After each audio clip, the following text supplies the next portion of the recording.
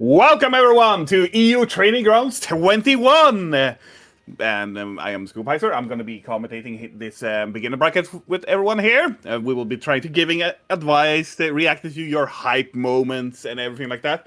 And with me, I have my co-commentator, Topshoota.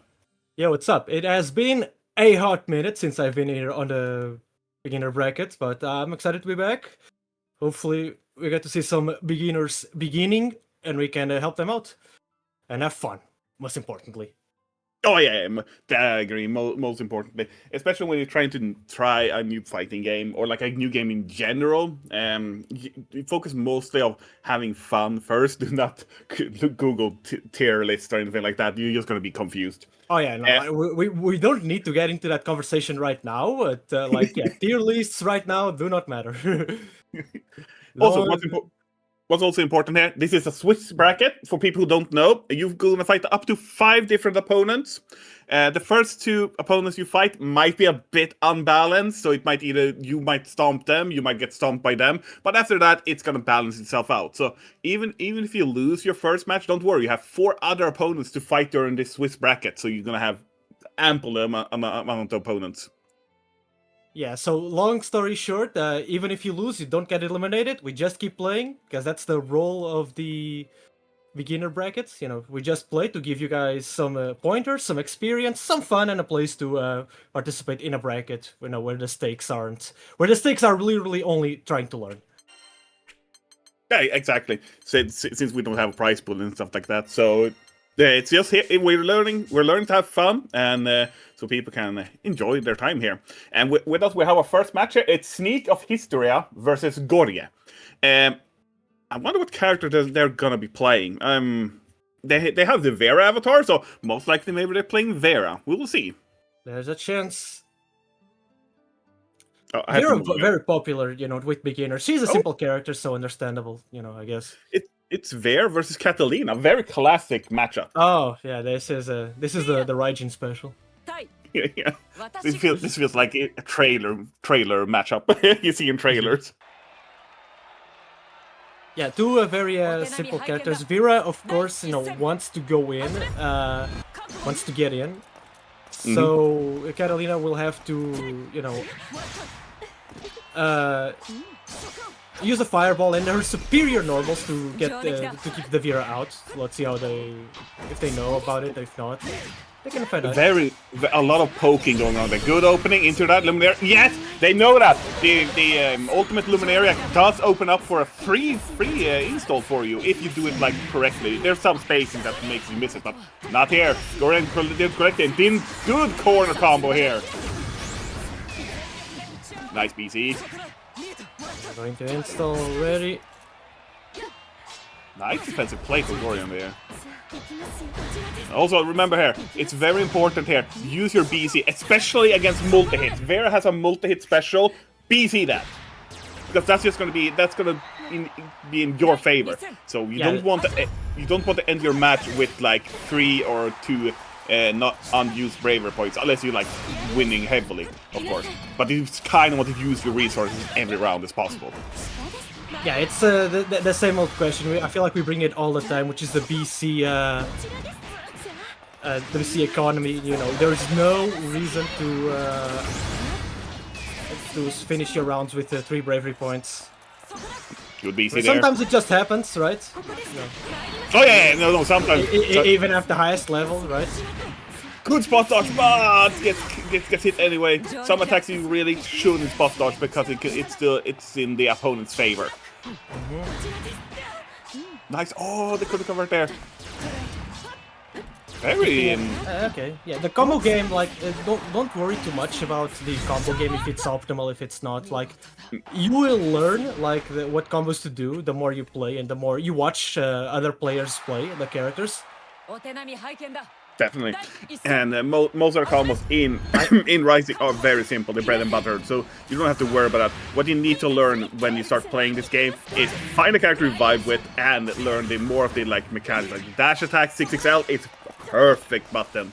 Like it's a perfect pressure button, starter button, and it keeps you on the pressure. Good 5U! DP's away. Very good work there. There we go. Just seeing nice work there from the 5U connects there. That's like a reaction check. You know, the Vera players will go for it if they will at least attempt one, right? Also, what's also important here, as Topshoota said, 5U, you can notice. Oh, there we go. Another one, perfect. It's gonna block here. Remember, now you have access to SSBA. If you land mixed there. The SBA and SBA, it drains like 1 to 2 bravery points for people as well. So it's really good to like spend it early in a round to just put your opponent in a very bad situation. Good catch.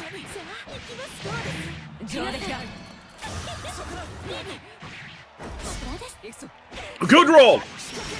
Oh, the flash. Good DP. Oh no, I mean, good block of the DP. Sorry. I like what I saw there. These rolls, you know, it worked out, but on defense they are very, very risky. And there we go, punishing the DP with a heavy. You know, very good. That's what you do. Good. The combo again. The combo not exactly optimal, but it doesn't matter. And what's also important here, that's what we're talking about. Vera's 5U here. You can notice nice work there. You can notice that she sways back a little bit before she starts running. That's like a tall tale that's coming.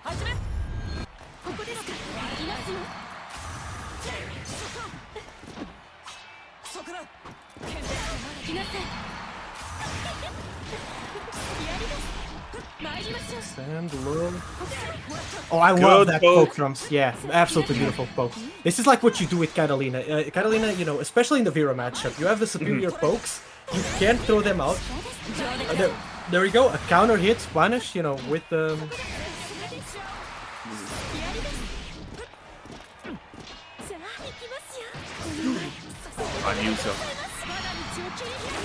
It's not necessarily a condition of. Okay, what's important here? Do super here. It will kill. There you go. I view again, you know, that's a reaction, you know, you can mash, you know, to get Vera. There you go. Let's see this super to kill. Come on. Yeah, okay, got it. Nice. Okay, so what's important here, as a moment Topshoota also said, is like Catalina has long range normal and a fireball. It's first to 3. You fight first to 3. It's not over yet. It's first to 3. Thank you. Perhaps there's a character change. You know, you can switch characters if you want to, I suppose. You can also take a break, like a couple of seconds between the matches as well, to get a breathing. That really helps. But as I was saying, Vera does not have a traditional fireball at all. Catalina has long poke and a fireball, which puts her in a good advantage against Vera. Yeah, the fireball is definitely one of the difference makers in this matchup for Catalina. Nice. Oh, it gets hit by the DP though. Good fireball use. Another fireball coming out. Yeah, just keep her locked down with the fireballs. It's really good tactic. There you go. Luminaire. 6XL to M. Yeah, that's a good habit to get yourself into. 6XL into 2M. Press those, I suppose.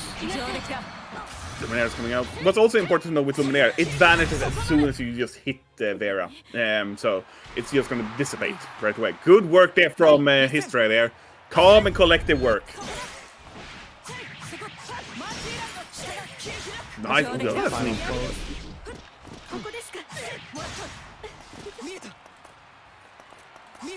Very like 6XL, there you go. Oh, good into the corner as well. We're not seeing many throws either. Like you can in your offense, you can throw in a throw as well to like make the opponent think of that as well. Like be like, oh, now you weaved in throws as well. Because the throws do a big chunk of damage. Good 5U. No install there though. No, ultimate Luminaire, not 5U. It's like the throws do a bit of decent damage, right? But it's not just the damage; it's the conditioning your opponent. You know, you're presenting another option. There you go. And they'll have to think about it on defense, which will condition them to potentially making more mistakes on defense. Damn. So that's why you want to weave in throws and stuff like that. You can weave in DPs as well, because that's going to make your opponent be like, oh, they're most likely going to DP here. Nope, a throw comes up instead. Because they were used blocking. The Luminaires out again. Oh, good avoidance of the command grab.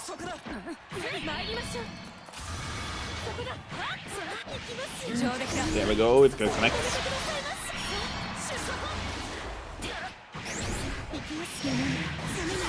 Nice one win. Might end super. Yeah, no. Again, you know, if you're fighting Vera and you're not really familiar with the game or the character, yeah, they will do that to you. They will do that to you over and over. You know, it's a reaction. You gotta mash it out. Jump, but jumping then will make the punish more awkward to do.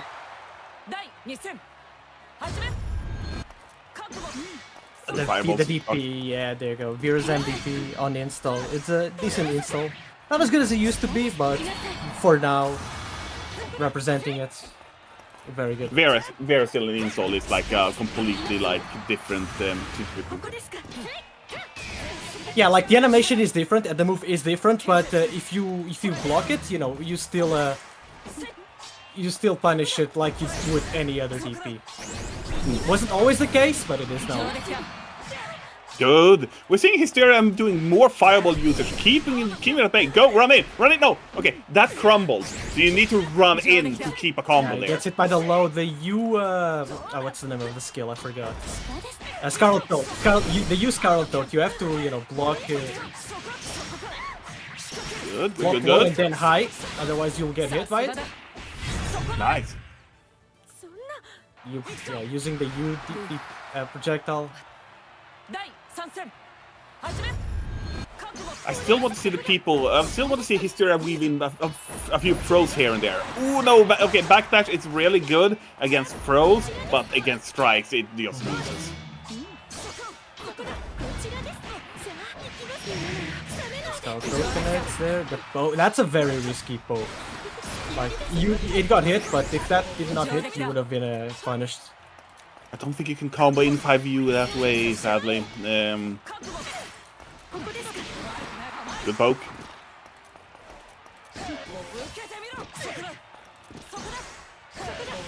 Very good pokes here from Hysteria. Oh, Hysteria now has access to SSBA. That means that they just have to get one hit. Anti-air attempt there, very good. Oh, I love that anti-air attempt. That was too far away. The Scarlet Throat again, you know, you have to upload, then high, like I mentioned it, you know. It's not a very good useless kill if you know how to deal with it. It's one of those knowledge checks. Good set there, though. We saw Hysteria starting to implement more like far distance attacks and fireballs, and adapted very, very well against Vera there as well. That's, as we said as well, the Vera matchup is a lot of, you need to have full attention to her, like when her 5U is coming out. Like high-level Vera players, they seldom use 5U like raw. They try to like weave it into like, oh, this is a guaranteed install, or they use the SBA to go into install more. But when you're playing on A rank level and stuff like that, you can be more freely with using the 5U, but try to avoid gaining a bad habit of it, because that is very punishable if they manage to avoid it. Yeah, also, you know, for Gorge, you know, you're playing Vera. Now, you went for 5Us, that's totally fine, you know, they worked, but do make a mental note that the more you climb and the more you'll find better people that know, you know, they will react to that 5U and you'll have to go into install through other ways. The normal way viewers do it is by doing a counter hit, getting a counter hit, a close heavy after punishing or something, or something like that, and then going immediately into 5U. You lose the combo, but you go into install, which is a trade that is worth doing, especially in some matchups. Mm-hmm. As I said, Vera's major weakness is that she has nothing against ranged. She has no she can't combat Fireball War at all. So if you have Fireball, you can use her a lot. She can sorta almost do it if you use Luminaire right, But if, for example, you use Luminaria, then you block a projectile, the Luminaria will go away because it will disappear on block. On block. He's on a block hit, exactly. So you'd have to spot dodge that projectile, and then you could go in after Luminaria. It's something that you can do, and you will see Vira players doing. But also when it comes to Historia play, you adapted pretty well. You started going with more fireballs and long pokes and stuff like that. It started to pay off more and more. But what you started also to do, what we noticed, like you started to spot dodging as well. Spot dodge is a really good defensive mechanic, but for doing, I mean, reactively, right? You can't just throw it out. You have to react to something. Because you spot dodge twice against Vera on her special that leaves her on less recovery, so she could just like, oh, the spot dodge, it's my turn still. But that's also game knowledge. You will learn like which move you can spot dodge more safely and which you shouldn't spot dodge but just block. Other than that, both of them starting to use BC a little bit more. Try to use that more as well, especially when it's multi-hits.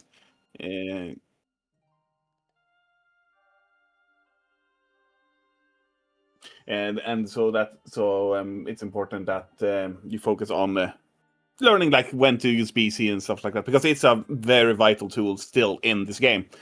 What's going to happen in the next season, next big patch, we don't know. But currently, learn BC, learn when to BC. I saw good use of 6XL from Historia as well. That was like no real notes there. You used the tool, you got in, and you kept pressure. So that was really good use. Yeah, I saw the blueprint for great 6XL there.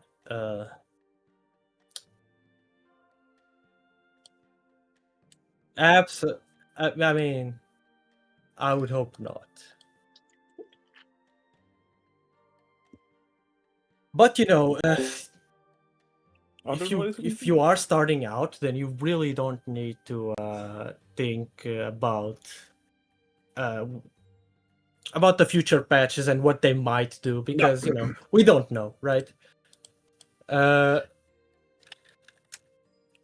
We don't know, because the Granblue patches are, you know, interesting. I hope to buff Gladiva again. I mean, she might get buffed. Yeah, we don't know. It all depends on the new mechanic. But okay, going back to the matchup as well. Some Vera players use 668 as well, a fair bit as well, to get in on the opponent. But that's also, if I remember correctly, it's a very risky move to use as well. But that's also something Gori can look into as well. Like, especially if you face like characters that do a lot of keep away and such. Otherwise, the 66M goes for your toes. You use that a couple of times. That's a really good one as well, because it works. Because in fighting games, people at like starting levels, they don't really crouch block as much. So it's really good to just sneak in that one, and then you're in. By the way, while we're talking about, you know, we mentioned blocking, I want to mention something real quick. I think yesterday someone asked the differences between using the block button and blocking regularly, and let me tell you right now, there is a incredibly minor difference, but it's so small that I don't even remember what it was. Okay, it's has to do with jumping. Jump block recovers slightly faster. Riot knows it. No, I don't think it's that. It's not that. Okay, is it the just blocking thing that you gain a little bit meter if you like perfectly block it? No, it's not that. For people who don't know, this game also has a block button. If you're facing characters that loves to like switch sides when they're fighting you, like Lancelot and Seox, hold down the block button. It will automatically block. And Nier as well. Yeah, so to answer the question, there is a incredibly tiny difference, but don't worry about it. It doesn't exist, literally, almost. You cannot think about it, and just use the block button. There is no reason to not use the block button. I always forget the block button. I'm a manual blocker. That's why I get hit by everything.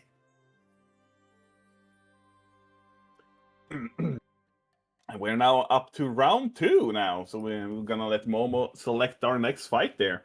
So we saw Catalina and Vera right now, so we'll see what the next 2 characters are gonna be, because it would be nice to see more like diverse characters. But as I said, if you like a certain character, you just play them.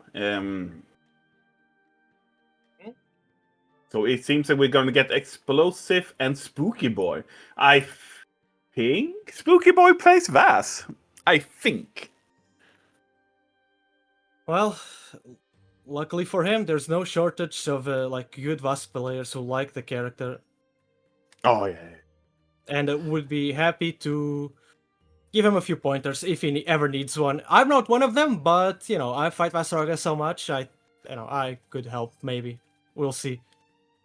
I said I think they play Vaz. They might be playing something else now. It's totally fine. It's totally fine, you know. Sometimes these beginners also like to play multiple characters, you know, try out the roster while they're figuring out. Explosive is playing Lancelot. Oh, that's an interesting character for sure. Also, not very common. No, not very common at all. Seox is also pretty rare. Even after the buffs they gave him, it's not that common still. But that's also, I think, Seox explodes when he just gets hit as well. Yeah, like they want to buff like Seox, and I don't like he's a bad character. He was not a bad character, but they want to buff him because nobody plays him. But like the reason nobody plays him, it's not because he's weak; it's because he's boring. No, that's true as well. Like after some time when you get into the vibe of Grand Blue Rising and you have like hundreds of hours in the game, Seox just seems like it's boring to play. You kind of want to play like something that makes the monkey brain happy. I was wrong. They're playing Siegfried. Oh, okay. Siegfried, a very interesting character as well. So Siegfried Lancelot, that's gonna be the matchup, right? Yeah. I have no idea how that goes actually.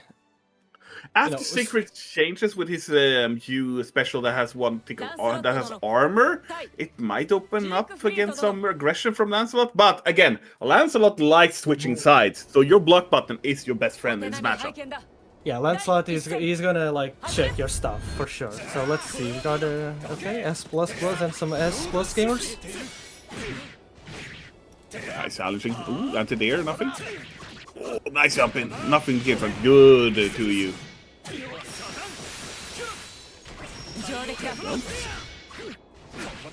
Nice. This TU is paying off really well.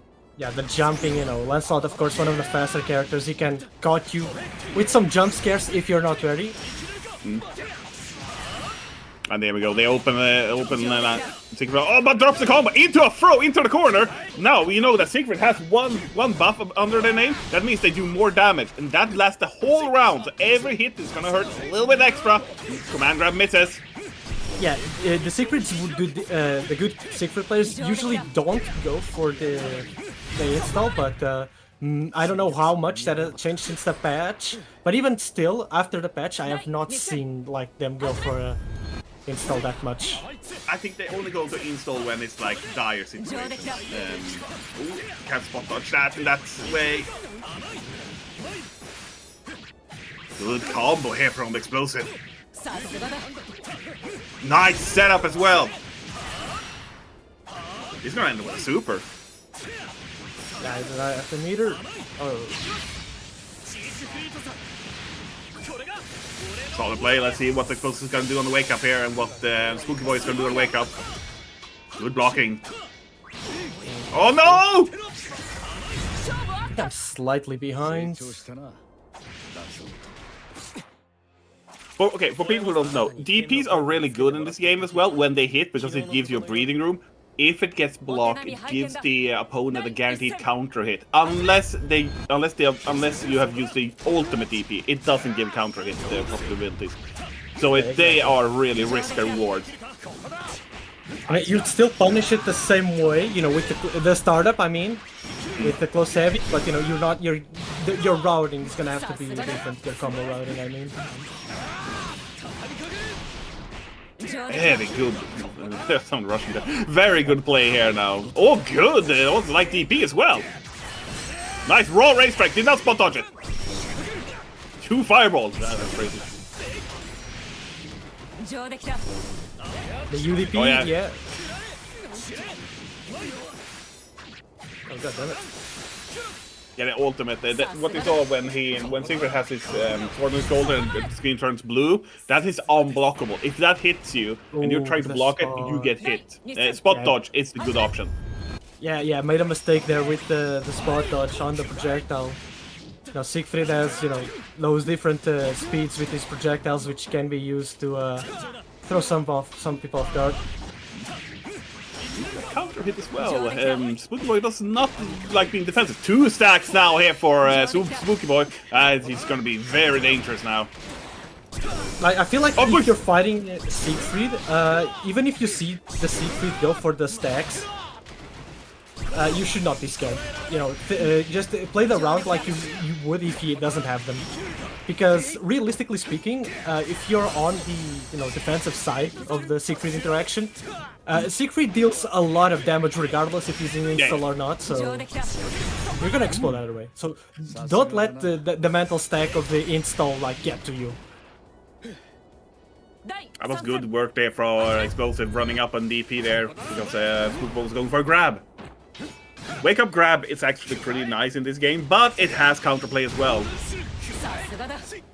Oh, that 2H there, that's a mega punish.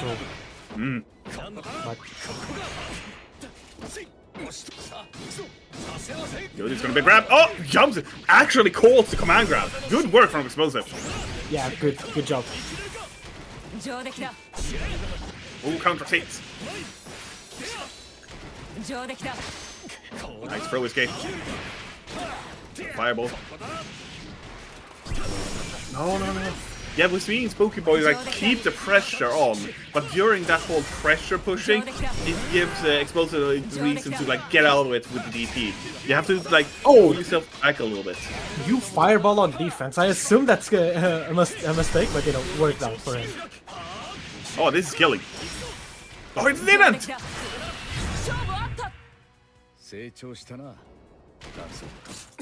2-1 for Explosive here. Very good play here. Let's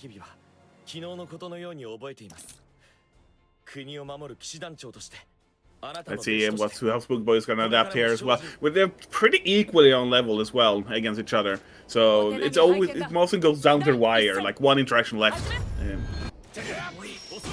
But what I want to see Spooky Boy to do more is be a bit more patient. You don't have to click buttons constantly. Oh yeah, for sure. Patience is a skill, a very important skill you'll have to learn while playing fighting games. Because you will learn the hard way. You need to be patient sometimes. Sometimes you just gotta let the guy do a block string for 20 seconds, and that's fine. You'll only be taking chip damage at most, and sometimes you can take that chip damage. Sometimes you can't, sometimes you can. Very good play here from Explosive though. Do a rage strike as well, just to get a little bit pinch of damage. Nice to you. Drops the combo there and the 2U, yeah. No. Oh, the 6XL. I think a lot of 2U from Spooky Boy. It's a decent. Oh my god, it's a decent button for Siegfried, but there's a limit, right, on how much you should be pressing that thing.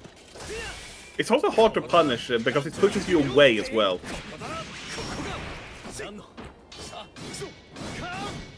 Gonna be a command grab. No command grab! He called it out! That was a good work from Spooky Boy there. Instead of going for command grab, you just went for Ube.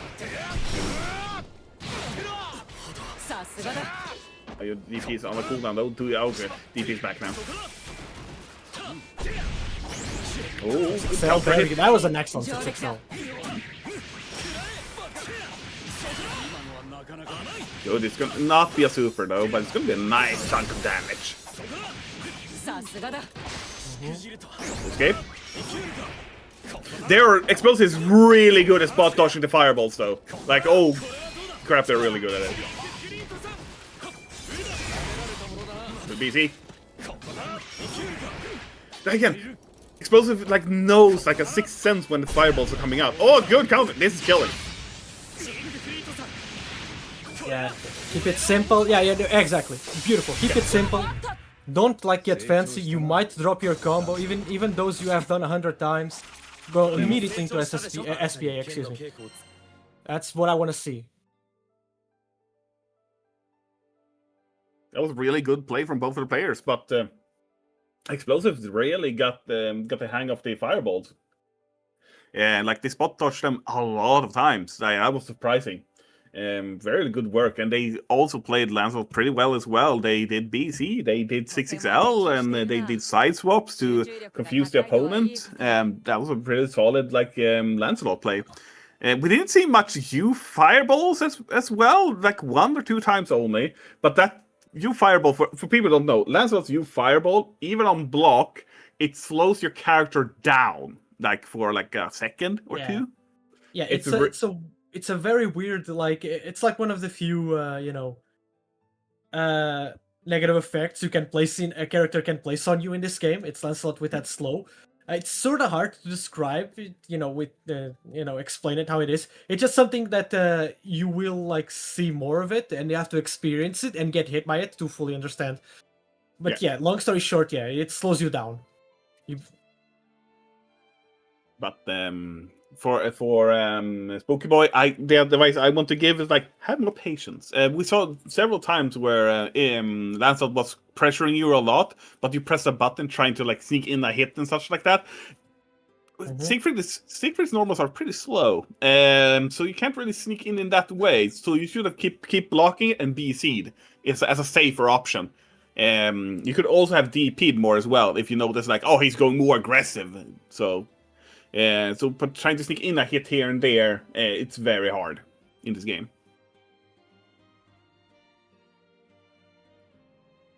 But Topshoota, it's not Topshoota. Spooky Boy did BC'd a lot, and I did 6XL a fair bit as well. But you did 2H. That's the anti-air when Siegfried's sword goes up in the air. When he's trying to fish out, that is very risky if the opponent's on the ground still, because if they block that, you're getting you're eating a full combo from it. Sadly.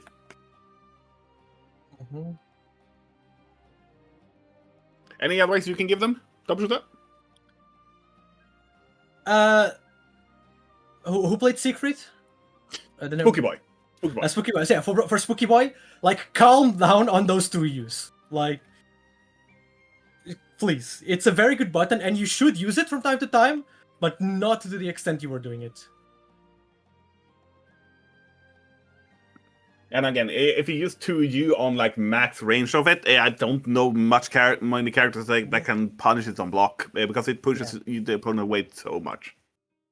Yeah, it's still a good button, and again, I'm not saying don't use it, but like I don't want to see you use it like 2 times in like 5 seconds, like I saw. There is a limit. And what advice can you give to Explosive? They were the Lancelot player. Yeah. I mean, obviously, by the process of elimination.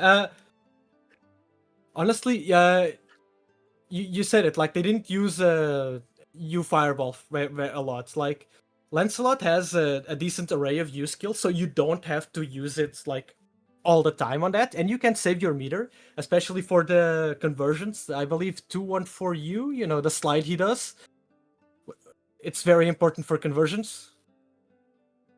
So I think what I'm getting at is meter management, a better meter management. But again, I saw good shit, so. Yeah. I'm looking forward to see Explosive join other brackets as well. Because there is a bracket every Thursday called Dunking Yips, which is like a European staple in the tournament. It's almost every week.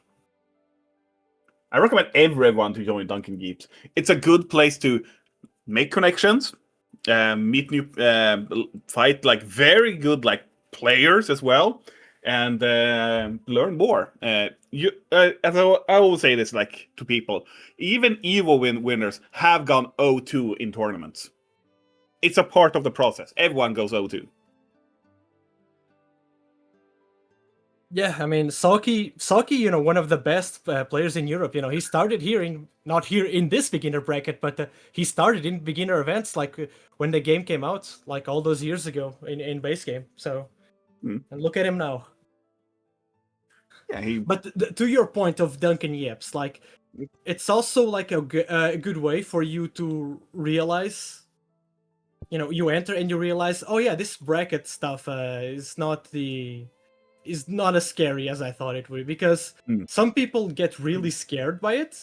I personally don't understand why, but I also understand some people have certain anxieties that I simply cannot comprehend. I just have to respect it.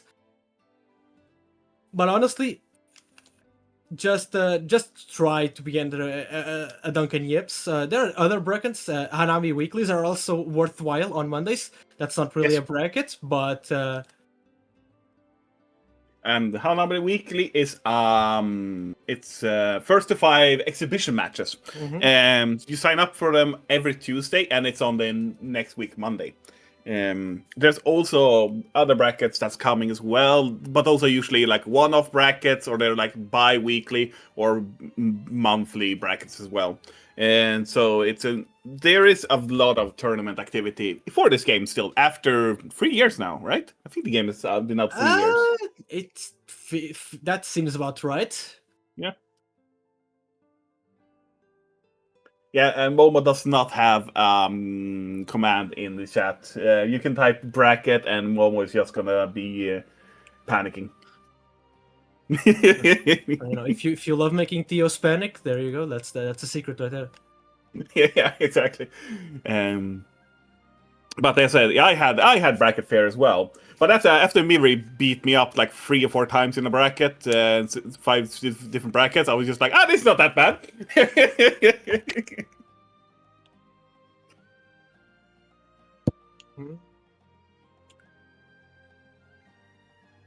And what else is it also was important when you pick up this fighting? If this is your first ever fighting game, this is a good starting fighting game. Yeah, this is a very good first fighting game type of game. Because you don't have to worry about motion inputs. They're still in the game.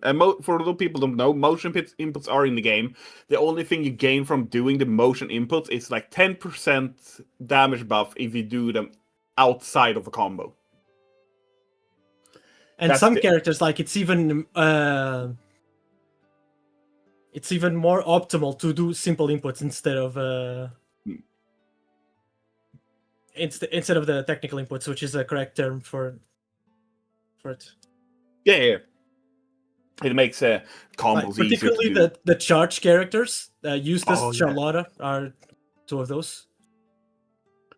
And I can also tell you for a fact, like, I'm not doing 360 rotations with Ladiva when I'm getting pressured for light SPD. No, I click a button.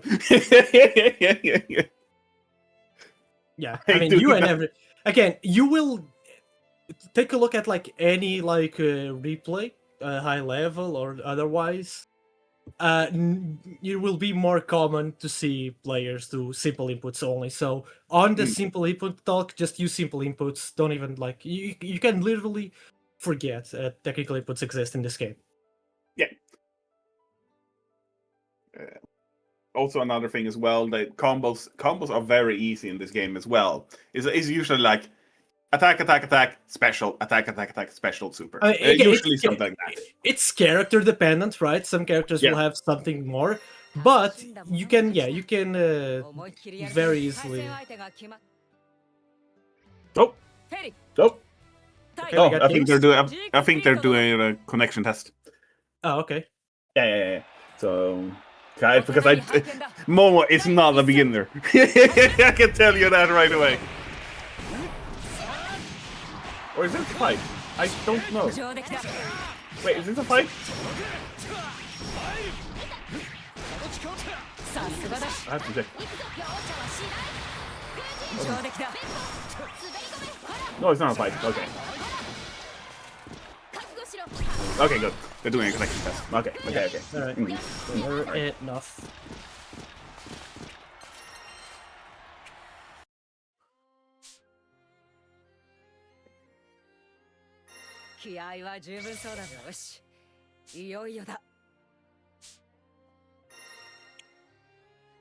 Okay, well. They're still doing connection tests. So for people who are just tuning in, they're doing connection tests. So don't worry about it.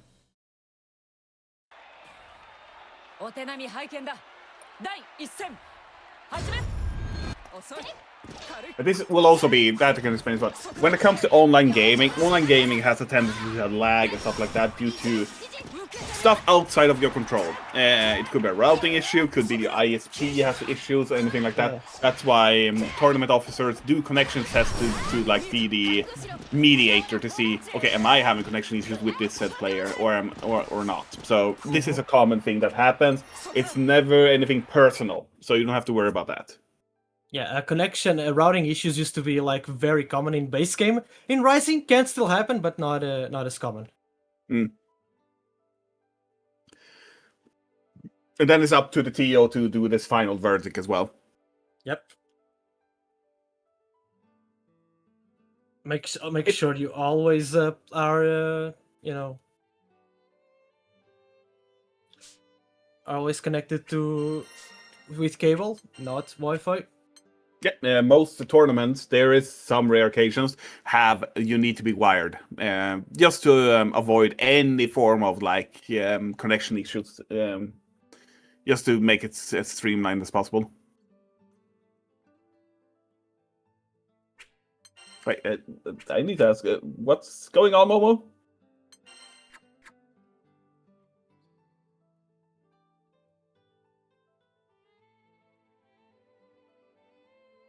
Oh, okay. Miscommunication. Okay, there was miscommunication with the players.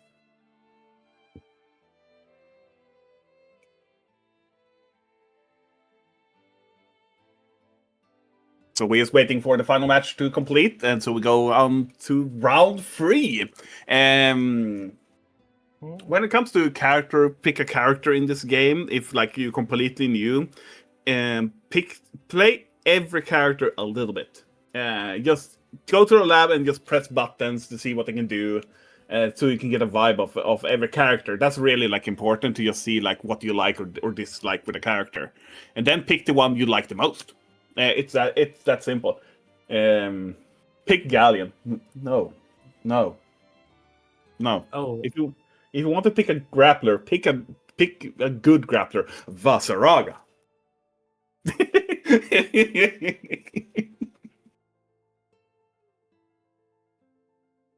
But here's the thing: people who play fighting games, unless it's like top level, usually pick characters they vibe with the most. They like playing. They like the character design. They like the music. There's a Diva in the pool? Who?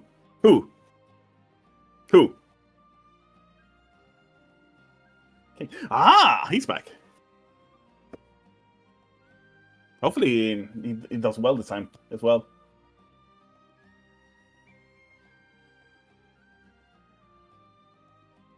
You mean Norma? Yeah. No, Norma is not a grappler. Even though a lot of Normais love to jump in and throw. But that's also a thing you need to learn. Every character. Every character is a grappler if you're not a coward. Yeah. Everyone loves throwing. Even zoners loves like that's what I mean, like in the first set, like weave in throw in your pressure. It's gonna help you so much. See here how it's going. Still waiting for the final match. I think it's got a slight delay due to the connection test, so it's gonna be fine. Momo is running around in the lobby. I'm a bit crazy. Another thing I can give advice on when it comes to this game. This is gonna sound very odd, but don't worry about losing. Again, try to avoid Especially here. Yeah, and try to avoid getting frustrated as well during a match, because that will mess you up more than you think. Yeah, some characters especially are... That's the game plan. They want to annoy you and frustrate you. And then you'll make more mistakes. Lowain, is one. Most of the zoners, really. The Eustaces, the Matera. Even. Yeah, Matera is a good one, yeah.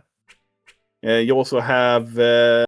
Abel is a good example as well. Abel wants you to click buttons, so you do something risky, so he can just like delete you. But thankfully, no one plays Abel.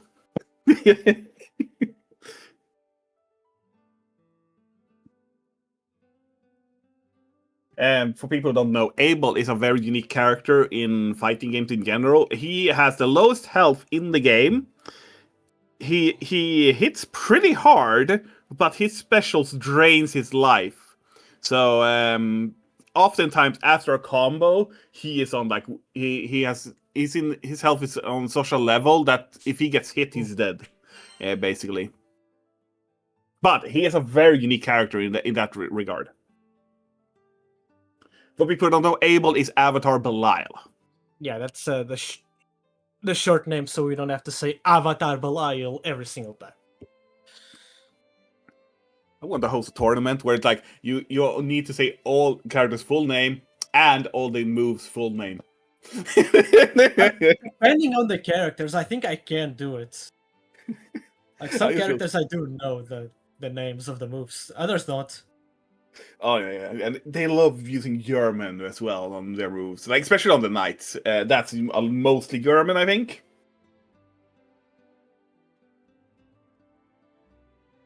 Yeah, Lowain is a comedic character, but he's also really good. Yeah, he's a comedic character, but only him is laughing, right? he has been like toned down a little bit. But he's still like, if you don't know how to fight against Lowain is in a major favor in that fight. So he is basically definitely a knowledge check the character in this game. And some other characters that might be tricky to fight. If you never fought a Vayne character before, my simple advice is don't jump so much, because Vayne has a really good punishing people who jump recklessly. Vayne also has a shield, which is really good at like soaking up like fireballs and such, but it's not the biggest threat of Vayne. Vayne's biggest threat is his giant swing specials. If you're a character who don't like have to get in, Vayne can just zone you out. So you're gonna have to play against Vayne like he's a zoner, which can be tricky.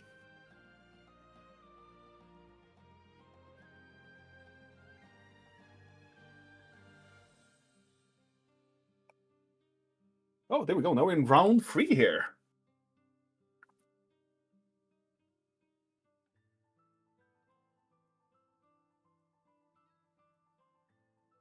Knowing me, I would love to see Ladiva on stream, but it's more to decide. Wink, wink. Wink, wink, nudge, nudge. Yeah, thank you, Mama.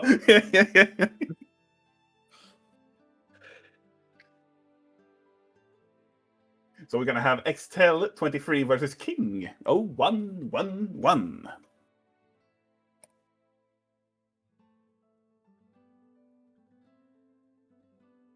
He's waiting for them to go into the room.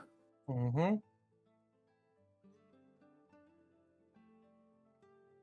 That's...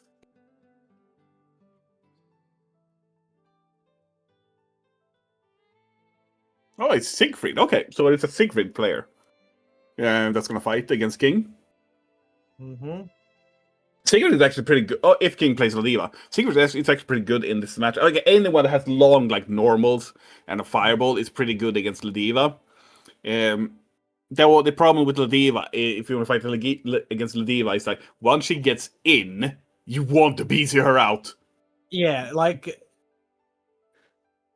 Ladiva is still a very scary character. Like if she gets in the position that favors her.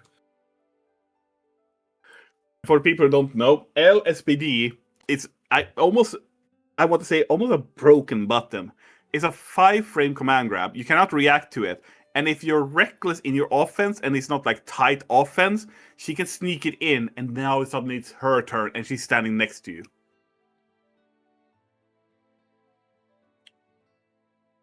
But Ladiva has a lot of weaknesses. Like crouching against Ladiva is a really good thing to do, because all her lariats misses except U lariat. U lariat you can just spot dodge, or you can just stand crouch block it if you're a bit worried about it. Or with Siegfried you can do far medium because it doesn't have an armor. Yeah. And here we go. All right. Siegfried Ladiva, very good. So yeah, I also imagine that Siegfried's projectile is very good. L projectile, L projectile specifically, is very good in this map. And we're seeing it right now in action. Yeah, it's really good. Yeah. Also, what's important here, like Ladiva's headbutt can negate any projectiles, but you have to time it. You also gain meter off of it. I don't know, like sometimes it feels like it's not worth it. Sometimes it is. Like I don't know how I feel about that. What's also nice go in there. Nice, it's gonna be an anti-air combo there. Yeah, there we go. What's also important here is that if you are too reckless with the fireballs and Ladiva has 100% meter, she's getting in. Nice taunt. This is hitting. Oh, okay. Interesting reaction. Nice fireball. Nice work there for the headbutt.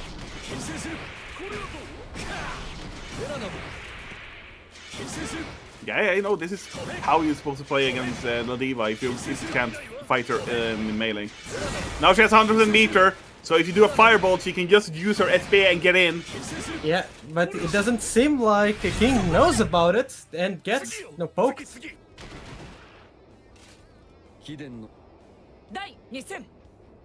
we're gonna see how King's gonna adapt. Oh, now they're not doing fireballs. Now no, they're back to fireball. No, they're not actually.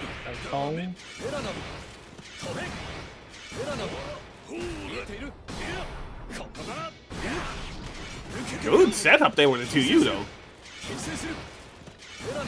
There you go. Fireballs, there you go. That's, you know, it's working. Like, it is working, yeah. So there's no reason. There is no reason to, like, stop doing it. Yeah. Again, for King here, when you see them using Fireball, use the SBA right away. You're getting in them. Because it's gonna hit them. Yeah, you get the damage, you also, you know, it's a knockdown. That's the important part. Ladiva is very scary after that. Yeah. To you, but it doesn't get punished. Oh no, okay. That misinput there. Yeah, no, that's a common misinput when you're starting to play Ladiva as well. The butterfingers. Yo, L. Spot dodge? No, that's punish this! Nice. There was no punish, but oh no! You know. Now you're on chip point again.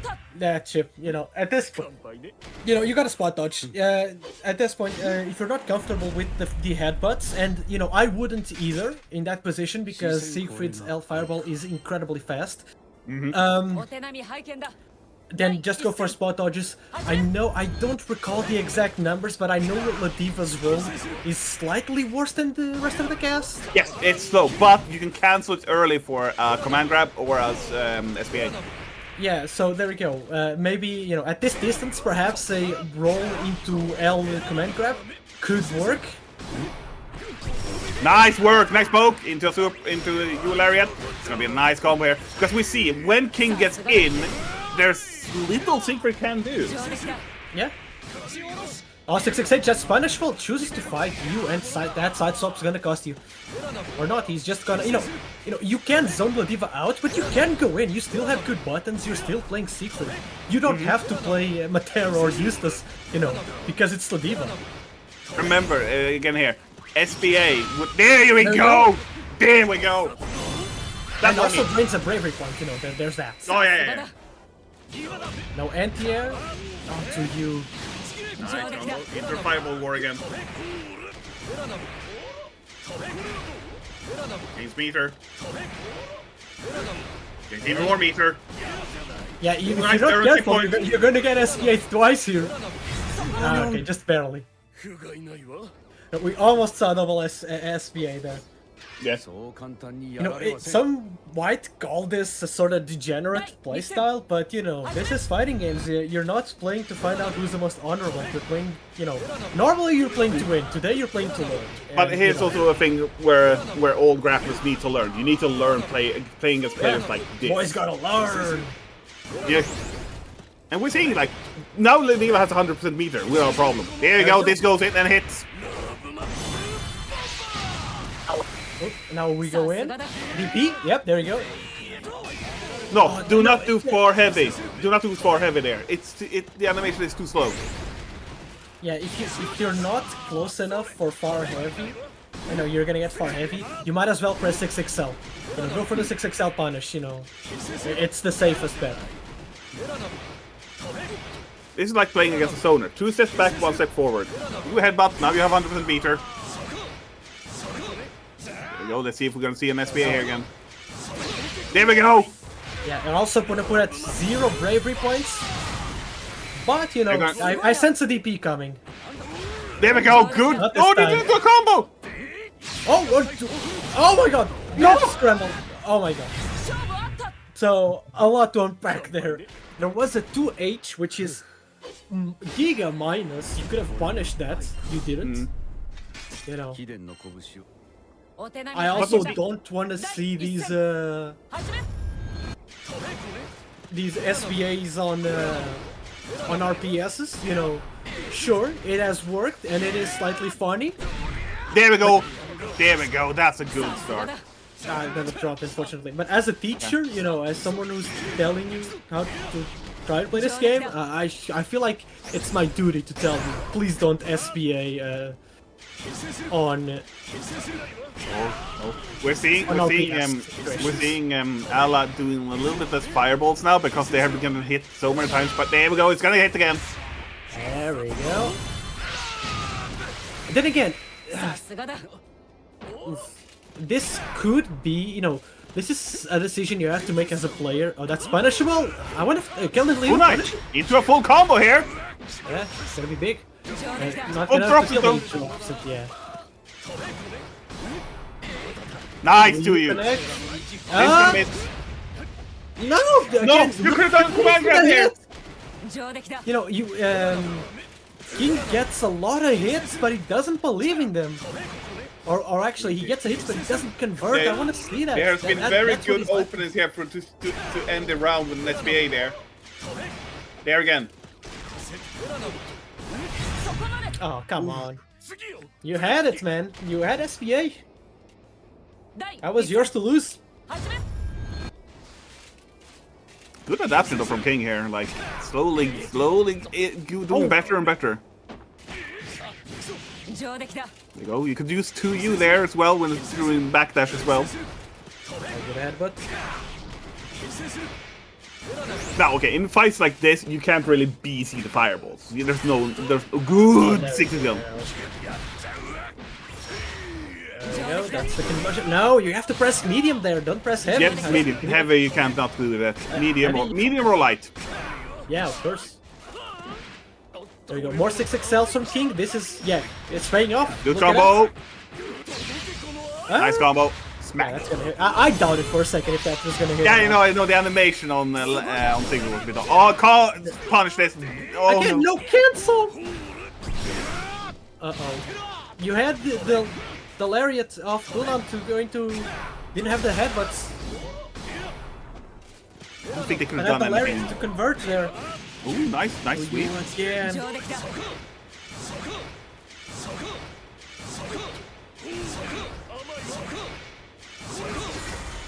You have meter, now what?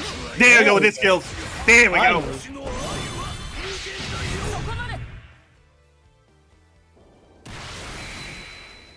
Now, here's the thing as well. If this keeps happening and King just starts stealing rounds like this, that means Allah has to adapt because now the fireball war is not working anymore. Okay, I want King to spot dodge some of these projectiles. If you're not gonna headbutt them, you're just taking chip damage. You're getting, you know, getting pushed back a bit by these projectiles. I want to see rolls. I want to see spot. There you go. That's a spot dodge. So you get blocked. Oh, almost! You almost got it. You got one hit, but the fireball just came out. Nice. Spot dodge. Oh. You cannot. You know, I'll get into that. So, but what we saw there is, you know, you cannot cancel running into blocking this game, but you can cancel run into spot dodge, and that's how you deal with these defensive supers. So you Nice run up and interruption. spot dodge there, and you could have punished it. But...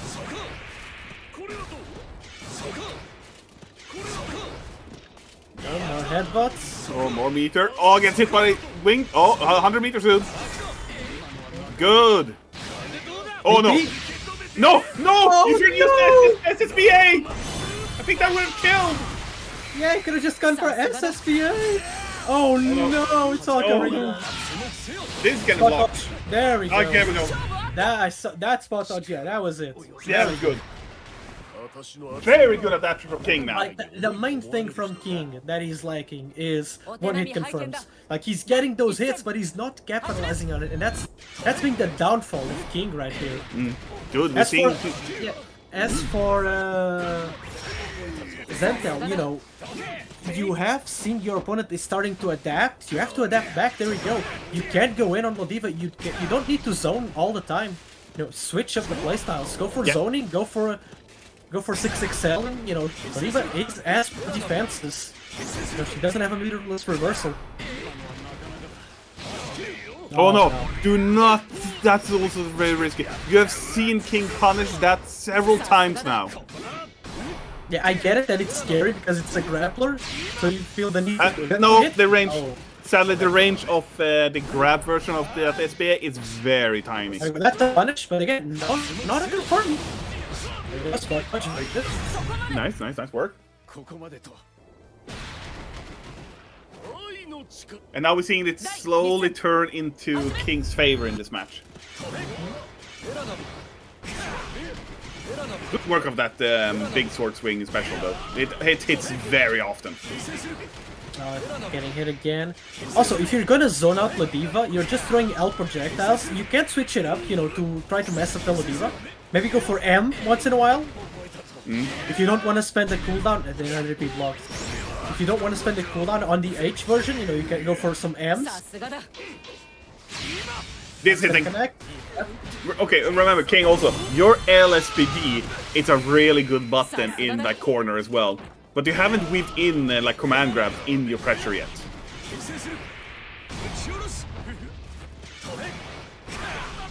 Good play here from Ally as well. Yeah, we haven't seen like a regular command grab for, Nope. for throw. Yeah, you're right. Absolutely right there. You know, to be fair, he hasn't chances, right? No. Mostly in the corner and stuff like that. But then usually you have other things to do as well. They have 100% meter now. Yep. There you go. This hitting. Not quite enough. And yeah, That swing has paid off so well for Ala. yeah. I feel like that swing is paying off more than the fireballs currently. There you go. Yeah, switching it up, I feel like is the key. Keep the Lodiva player guessing. Keep them, you know. There you go. We saw the head, but you know, it was the. It's very the tricky.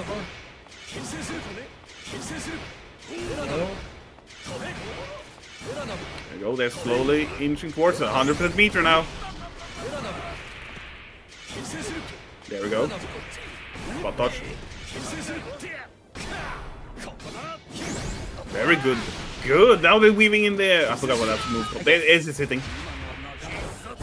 Gonna connect again. Like, yeah, you can tell. Zantel is terrified of engaging with the Lodiva on close range. Yeah. Like, he does not want to go in. Like, there you go. He had the plus frames, he had the pressure, but he chose to back down, and then he went with 6-6-H, which is punishable on block, and you know, he got punished for it. And Lodiva has the most health in the game, so there's a lot of health to go through. I mean, I think Lil Wayne has the most health because of 5U.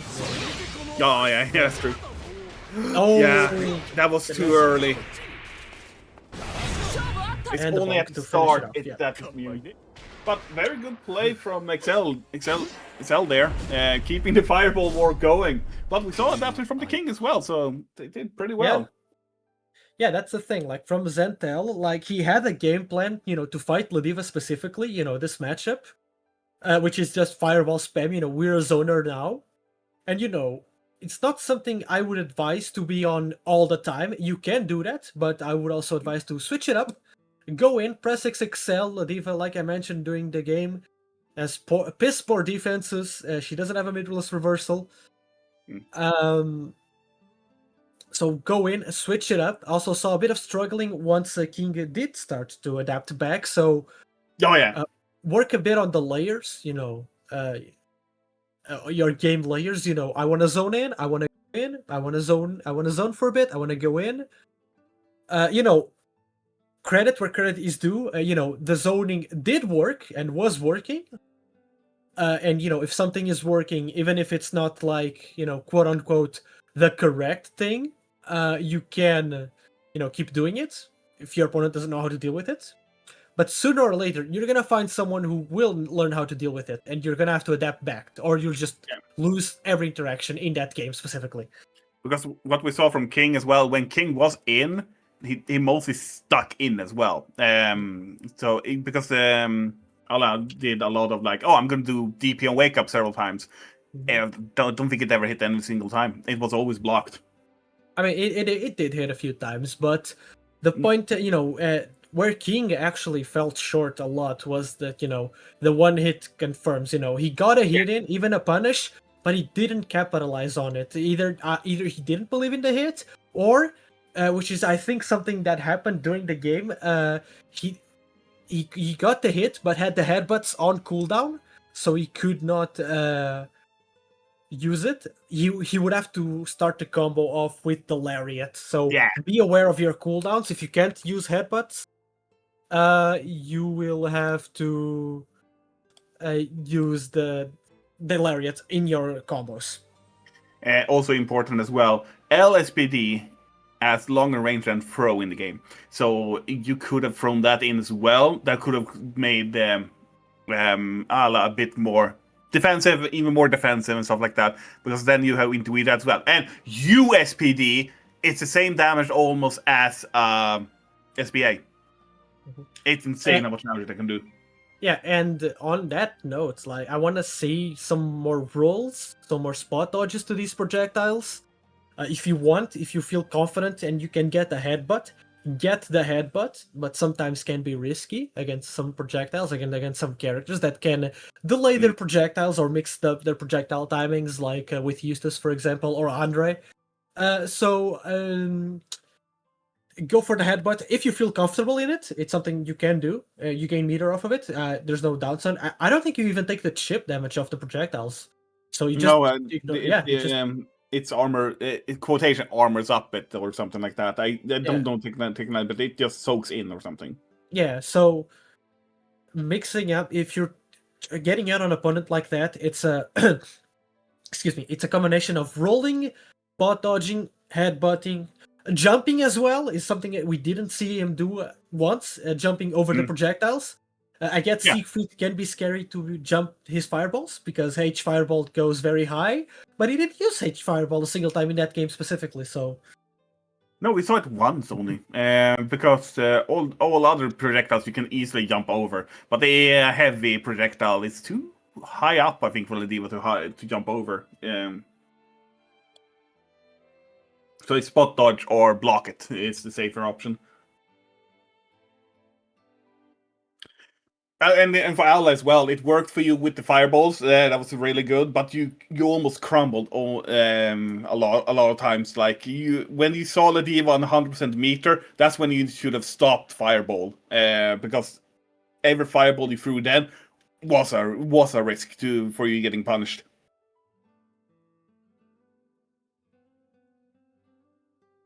I don't know any fireballs that... After Andre changed fireball, I think all fireballs Lediva can avoid now with SBA. I think. Let me think about it. Oh no, Abel's fireball is not. Yeah, that seems about right. Let me take a look at the cast real quick. Let me open up the menu. Can't she do it on Narmaya's fireball? Oh yeah, Narmaya's... What about Zoe's dragons? She definitely can do on the Zoe's dragons. No, that's a strike, right? When it goes forward. I don't know. It depends because you can roll heavy dragon if you're like standing on the dragon. It all depends where the dragon is positioned, I think. But I think light dragon can be used because it's just it acts like a fireball. Yeah, Lucilius is heavy. That seems about right. Oh, whoops. What about what was the character again? What about Ilsa's fireballs? Those fireballs are big. Laser beams. SBA works on laser beam. All right. Yeah. What do I say? When it comes to Lariat has 0 armor. It is completely useless against fireballs. Yeah. But if you can trick it in and be like, oh, the fireball, they just use the fireball and I just spot dodge it, you will Lariat. Because if they're still standing, they're getting hit. I don't know about that. Yeah. Because, so, maybe against characters that only have 1 fireball, maybe, but against characters that like Matera, like Eustace, that will just throw out another fireball. Oh yeah. Against pure fireballs. Yeah, against characters that have more than 1 fireball, I don't think that's advisable. Then SBA is a better option. And even then, against characters that have 1 fireball, I would have to take your word for it, but I'm not sure about that one, Chief. So it depends on the recovery of the fireball as well. Another Siegfried. God damn, Siegfried is the new Vera. Siegfried is the new Vera. No, Siegfried is the new Yule. Where's Yule? I'm on commentary, so Yule is not allowed. Yule's not allowed. Well, here we go. We got Coreno on Nier and Kamiz on Siegfried. If you try to join the room while I'm spectating a cabinet and you have Yule selected, your game just crashes. Oh, they're letting the intro on as well. This matchup should be more in Sigurd's favor. Oh, I feel absolutely. Not even close. I mean, he's just a better character. That being said, Nier has a lot of gimmicks, and if you don't know them, good luck, right? Not spot on. Block button is your friend in this matchup, like 100%. I mean, look, block button is your friend in every matchup. Block button is your friend always. There we go. BC, okay. You could have jumped, get a side swap there, Brave BC on counter hit, you can start running and then jump and you will get your opponent side swap. Is there a matchup that is Nier favored? I think there is a few of them. Yes. I think Scoop, is it Ladiva's like not Ladiva can have problems getting in, yes. I think Abel as well, but that's due to Abel is just health is just nothing, and when Nier has like very few tokens and access SBA, Abel dies. Oh, okay. Oh, there we go. We have the Nier specialist in chat. So Luca, go ahead. Tell us what matchup Nier wins.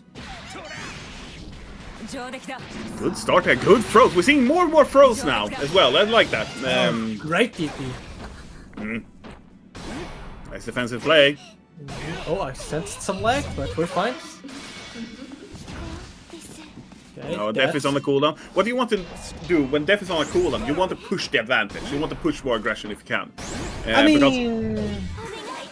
you can push the advantage, but you have to, Nier without Death. She can still 6XL, right? She still has the button. Yeah. Yes, she's not getting much out of it. That is true. But, it's still 6XL. Yeah. So that's like the one thing you have to watch out. Okay. Now also, for people who don't know, you can hit Death as well in some situations as well. It puts them in a cooldown. This is gonna hurt. Yeah, not quite. Vikala really? Vikala is a zoner, and I assumed Vera here just was gonna. Good spot dodge. Spot dodge. Beautiful. That's exactly what you need to do there. Yeah, what Kamiz wants to do here is like try to punish Death, but I think that's more of a match knowledge thing. When he can do that. I want to see some more M fireballs and some H fireballs. There we go. Now keep your pressure up. There we go. Could have continued that after that hit. Nice work. Good work on BC as well. You want to get out of the corner there. Get back into the corner with you. Good reversal. reversal, you know. Fireball connects, another PC. Let's see. A bit of zoning. Run up grab. Okay. Respect it. Gets clipped by the U skill. Oh, drops the combo though. Another throw. Nice. Oh no. No! Oh! Could continue there. And the bonk too.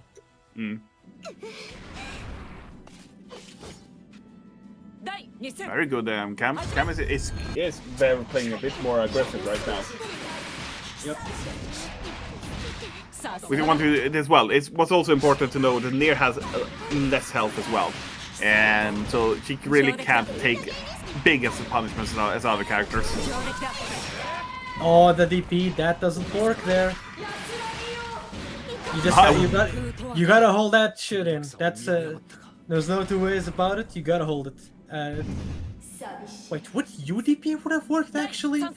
I mean, Kureno was blocking, so it would have been blocked, but I think it would have come out. Yeah, I think UDP had like the Nier was safe there. Is my point. Yeah. So no DP there would have saved you. Just holding the block. Good, Def is on the board again. Def is also notoriously good at chip damage. One of the few things Nier has going for her right now. Oh. That especially that one, and the one when she comes spinning as well. If you block it, you just take so much damage. Oh, good 667.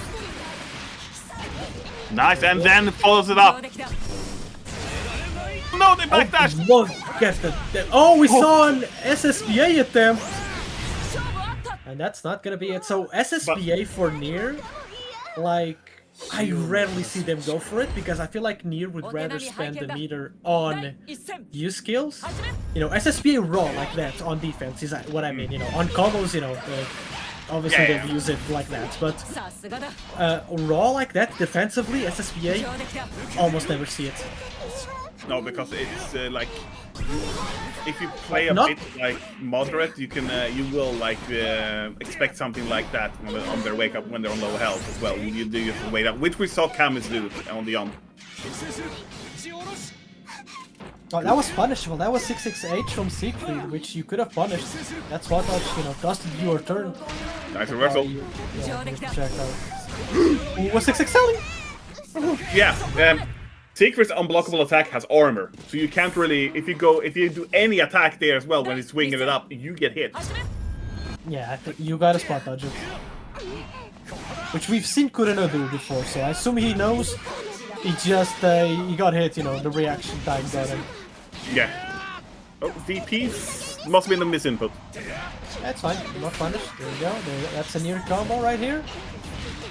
Nice. Dev's on the board again. Oh, good jump! Avoids death completely. Oh, the hit? Yeah, it's only on the startup.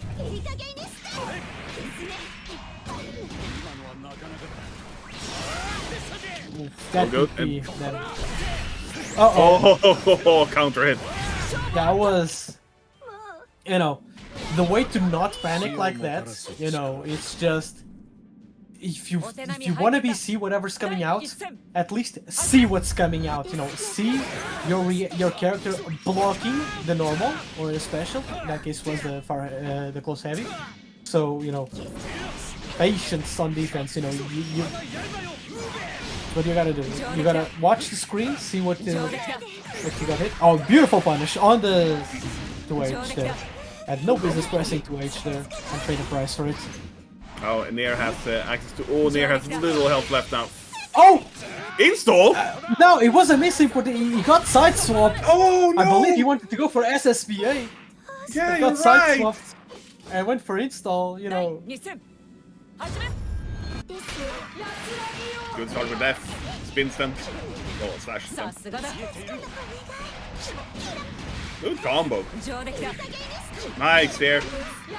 Camus is taking a big punishment here in the corner. Again, I think Camps is good on regression, but defense they might be faltering a little bit.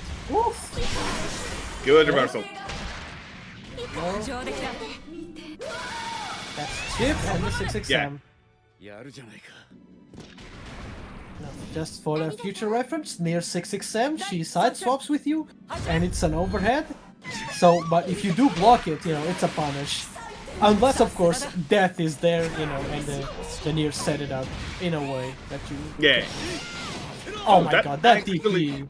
Actually hits. And that's a nerfed version of the DP, by the way. Yeah. That should just be better. They interrupted the use skill as well. Good side swap as well. No follow-up.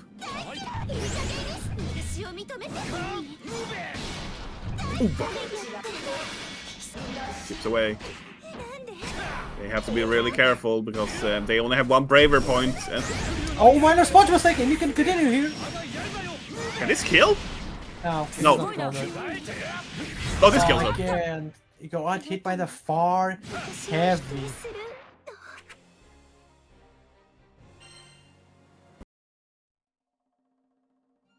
Yeah, it's near 6XM is minus on hit. Yeah, so you would only ever use it to finish off someone, or to go into combo the mix up with death.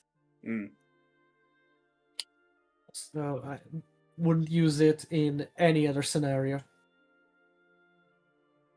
The bracket going for people? I haven't checked the bracket so much.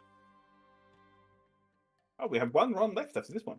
It's going pretty swimmingly. For advice as well, the only thing I saw from Secret Player, Camsy, was like once Nier got into you, your defense just faltered. Like it crumbled for you.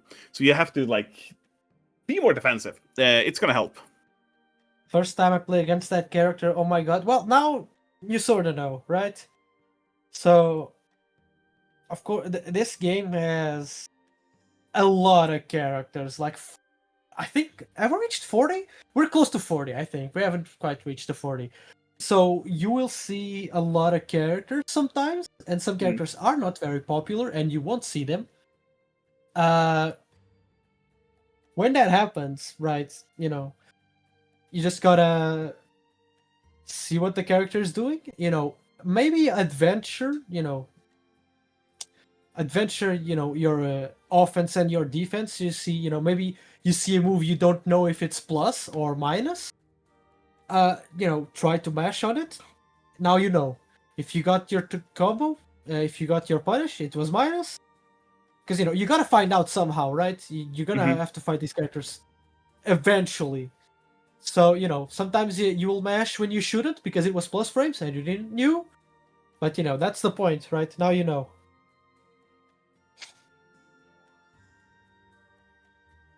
And for the Nier player, I think that was a pretty tough matchup for her as well, because due to all the fireballs and all the long swing specials they see if they can do. So it's a really tough matchup there as well. But you started using BC more. You drop the combos here and there, but that's not the major thing as well. That's as well. It's like we saw several times you blocked the first 2 hits, but then you pressed a button, but it was still the other player's turn, so you got counter hit. So you need to learn a bit more patience, a bit there as well. Yeah, got hits a lot with counter hits, trying to BC early, panic on the BC button is what I would call that. Like I mentioned during the game, look, I wish there was a nicer way for me to say it, but look at the screen, see when your opponent does a move that you will guarantee you a BC, successfully. A 6XL, for example. If you block a 6XL, you can BC it. It's not counter hit, but it's fine. The character, you get him away from you. And you give yourself breathing room, which is important. Especially on Nier, which you BC, then hopefully you have death, and you can start setting up death. Send it. Also, I believe we didn't see from the Nier player is something that Nier players will do all the time, which is jump and then send death while in the air. Oh yeah, no, we didn't see that at all. No, we didn't we see were right. that at all. Neo players do that a lot. I don't know why exactly that is good or why they do it, but that's something they do a lot. No, don't do that? Okay. Maybe it's just a useless matchup thing. They want to jump over the fireball. Luca is gonna post a guide for Nair on the EUTG, and so Luca will give you good advice when it comes to. Maybe they do that against me because I play zoners and they want to jump fireballs and send me a death. Yeah, it's a okay. Hey, it works on me, Luca. It works on me. So is it really bad if it works? If it's real bad, if it works on me, it should work on other people as well. So what's next for us? Next, we have Graham, which is have been on these EU training grounds for a long time now, and someone called Awesome Natar. And then that will be the last match. Then it's going to be, for people who don't know, the top 6 of people that make it to the top 6 in the Swiss is going to go into a double elimination tournament after this one as well. So those top 6 players will get the experience from that as well. It all comes back to 6XL, isn't it, Luca? God damn. Makes you think. So yeah, we got some gamers joining the room. We got Graham and also Natar. Natar? I cannot pronounce that person's name.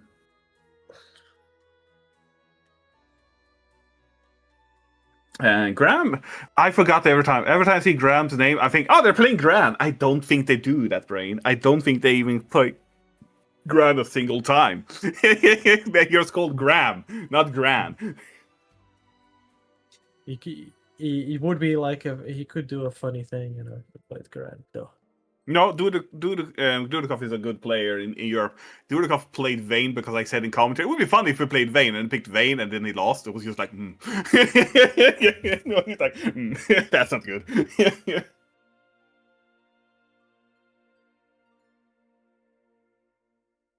We'll see the next matchup then. General advice when it comes again to this game as well. That we're going to repeat this as well. Learn the system mechanics a lot, like dash attacks. If you play 2B, you don't have to learn the dash attacks because she doesn't have one. She's a bit special character. BC is important though. That's a very important thing to learn. Spot dodge is also more advanced but important thing to learn as well. And just general blocking is important as well. I know people buy fighting games to push buttons and push people's face in and stuff like that, but sometimes you have to block to be able to open up your fist for someone. If that makes sense.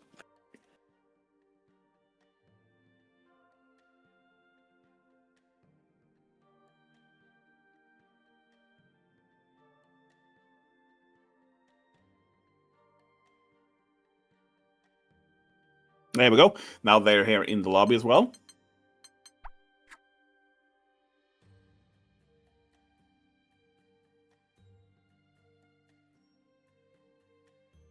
Could they play Lucilius? If we go by the avatar, they might be playing Lucilius.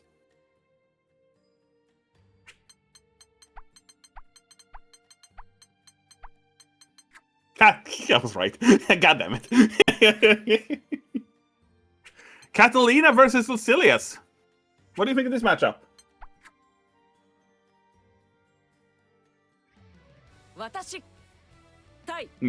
And this matchup should be more in. I think it's pretty equal. This matchup. I was muted accidentally. Oh. I was talking and I was muted. My bad. Yeah.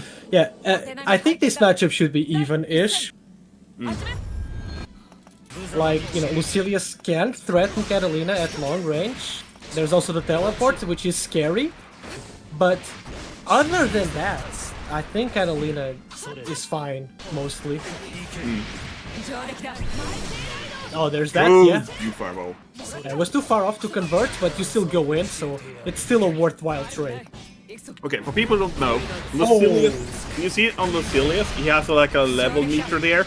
That he starts at level 1. That means he has longer cooldowns and stuff like that. You don't want him to get to max level. You want him to punish him? Yeah. Yeah, Good reaction. you want to finish him before he goes to max level or level 3, because he becomes a major threat at that level. Good stance. This stance helps. They hit. Bay is leveling up. Good jumping. That was managed to block it just in time. Good fireball. Very defensive play here from Awesome Nature. Yeah, he's just sitting back, playing the long game. That's fine. Oh. Yeah, let's see. But there we go. Counter hit. I think this is gonna. Yeah. You should have done close heavy into fireball and close heavy into super. I think that's the combo there. Good chunk of damage though. Good throw. We might see another throw here soon. Oh, a 6-6. 6-6. That's an interesting button to throw out. So, Awesome Nature so far, he feels comfortable in the long distance, but Lucilius is not technically a zoner, man.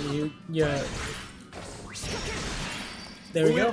He just wants to zone with Lucilius, which is not something I would advise. I mean, you can do that against certain characters, and Catalina will work to a point.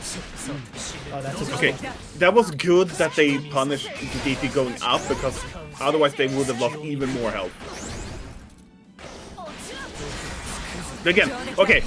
Awesome Nature, you need to wait for him to land with the DP, because you're missing out a lot of damage if you hit them when they're up in the air. Good BC. Oh, these DPs. Oh my god. Not punished though. That's a punish? Yep. Yep. You need that. If you want to go in, if you're gonna go in like that, 2-1-4 is not the way to do it. You want to press 6XL. For people who don't know, when Catalina dashed in with that, it's called Enchanted Lands. It's a very safe special if you have good spacing. But if you do it like very close towards the person, it gets punished. Good, I want to see some. Yeah, I want to see some teleports from Awesome Nature. We have not seen them. Could not get it in time. I think 6XL was the person to press there for the conversion. Both at 100% meter now. Good interruption. Yeah, oh, there was a teleport, but it was too slow. Jump! You can side swap. Oh no! After. Oh, okay. You can side swap after the teleport thing. Oh, that's... Good. We're dunking here. Yeah, we're cashing out, but it's not gonna kill, so... Yeah, no, the Catalina had meter, so... Yeah. That's gonna happen. You have to pay attention to the meter your opponent has, because that U-Fireball was incredibly choreographed. That's unfortunate. You're also using stance a little bit too much, like at full screen, against a person who can throw a fireball. So that's not something you really want to do too much. Good combo here from Graham. Yeah, there we go. That's good.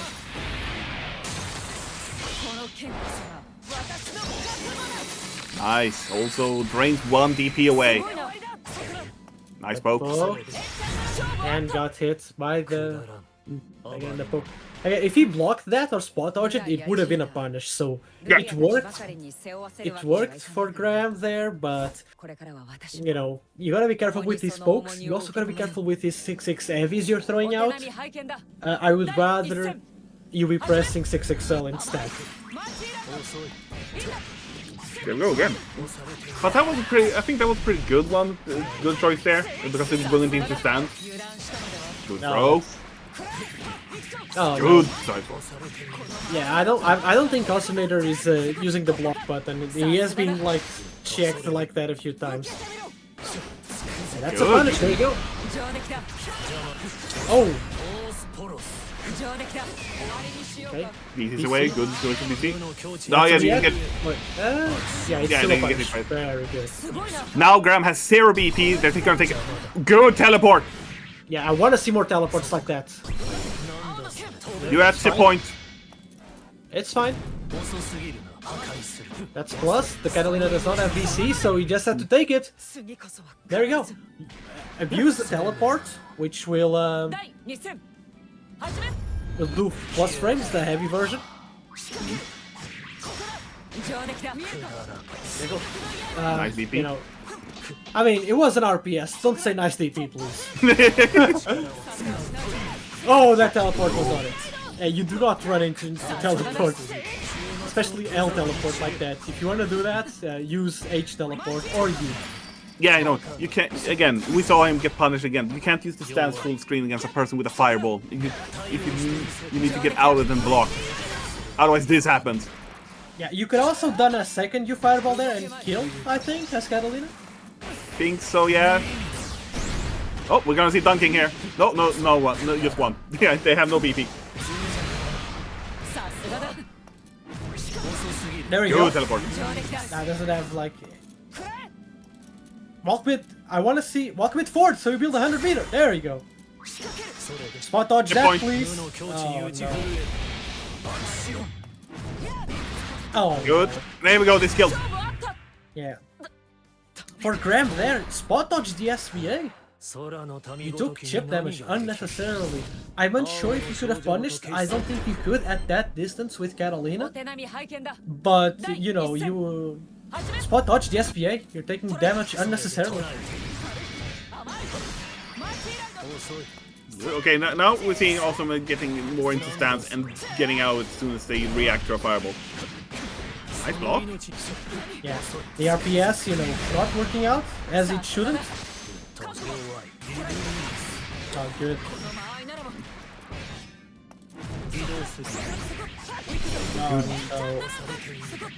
We got throw. Now they'll see what they're gonna do on the wake up here. Defensive play. Fireballs out. They're all through the corner. Interrupts the U skill. Oh, nice There we go. 6XL. Should be a nice full combo here, right? Oh yeah, no, it's SBA as well. Manual. There we go. And it kills. Does the manual SBA do more damage? I don't think so. Because you can aim with it, that's why.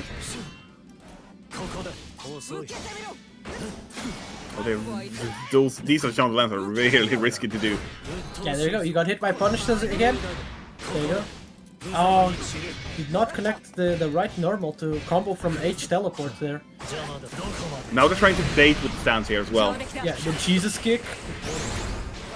Oh yeah, that's the... Oh, nice! Did not get in time though, but good side swap.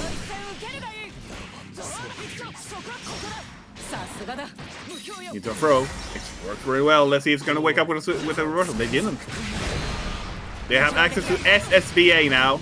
That Oh, means could have one... killed there! Oh! That was the wrong BC by Graham and you did not capitalize on it. The opponent, Lucilius is a character that thrives on mistakes like that and you need to be ready to capitalize on it. Oh, they're in this stance again. Yeah, I don't think I like that stance. Very good. Oh, there you go. Going into good to the corner here. Yeah, full corner. Ooh, nice. It's RPS, don't say nice! I like seeing it punish something. Please don't do RPS and stop with the 6x heavy.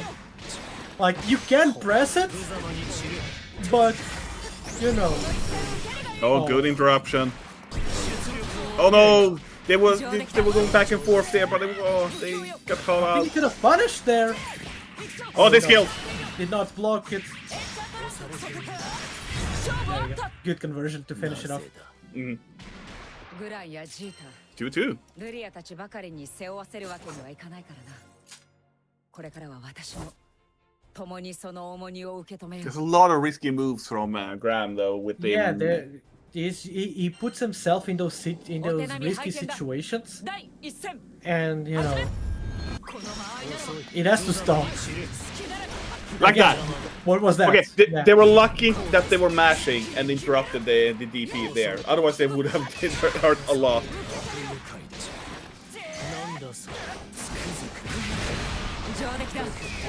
Like it grabs. Oh, Like that interruption. DP, yeah, that DP, we were very far away. That's plus, so you gotta respect Lucilius' turn.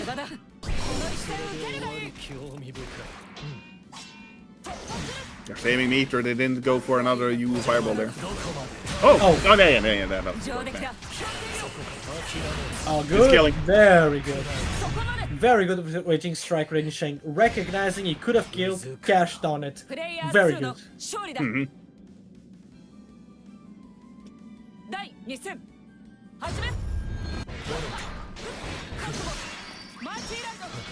Use a fireball. Gets countered by fireball. Oh, double Oh. roll. Not working out as it shouldn't. Yeah, we're seeing Obstinator adapting more and not going to stance as much as the start of the set. Go teleport! Yeah, and it's still this turn, so gotta respect the plus frames, Graham. They have no BP left though. No, Strike no. Boomer They were check trying it. to do a raw race strike. I respect the effort, but ooh. Yeah, you gotta do some sort of setup.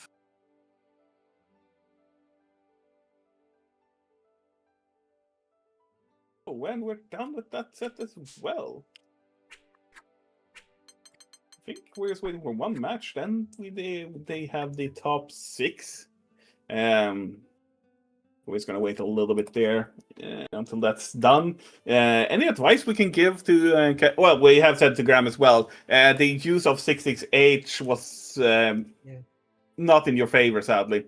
It was you were your own worst enemy there. You did good when you started like using fireballs to punish his stances. That was really good. You could have done more with the U fireball. Like you could do U fireball and then run a little bit, and another U fireball to keep the crumpling from going, and then could have done a little bit more combos on it. Yeah. Other than that, and we also saw the Lucilius player, also Nator. That the first like match, you were a bit too much in the stance, but you started adapting, started not going into that anymore. You started weaving in teleports and such and like that, and it was in your favor. Yeah. For Graham, you know, like you said, stop pressing 66H. Actually, if you press 66L instead of 66H, I think you graduate immediately from the training grounds. I think that. Also, stop RPSing, and honestly, your combo game was fine. It was fine. I didn't see any faults. You killed when you could have killed. There was sometimes you did U fireball full screen and you couldn't capitalize on it because they were too far away. When that happens, you can do another U fireball if you have the meter, and that will allow you to get closer and press 6XL and continue the conversion there. We're gonna soon go over to top 6 here. We're gonna do a switch of the commentators. Topshoota, do you have any final words to say? Not really. Well, I have I want everyone to have a safe week that's coming up, and know that even if you went 05, 04, 03, well, we can't go 03 or 04, but even if you felt like you didn't do well, you signed up for a tournament. That's more than most people do. So be proud of that fact alone. Yeah, make fun of those that didn't even sign up. Yeah, makes fun of those people. With that, we're gonna go on a small intermission, and the upcoming commentators is gonna be Rosetta and Nitro. So be very nice to those two people. They're gonna be commentating the top 6. So for me and Topshoota, we're gonna be signing out here, and we're gonna leave it over to Momo.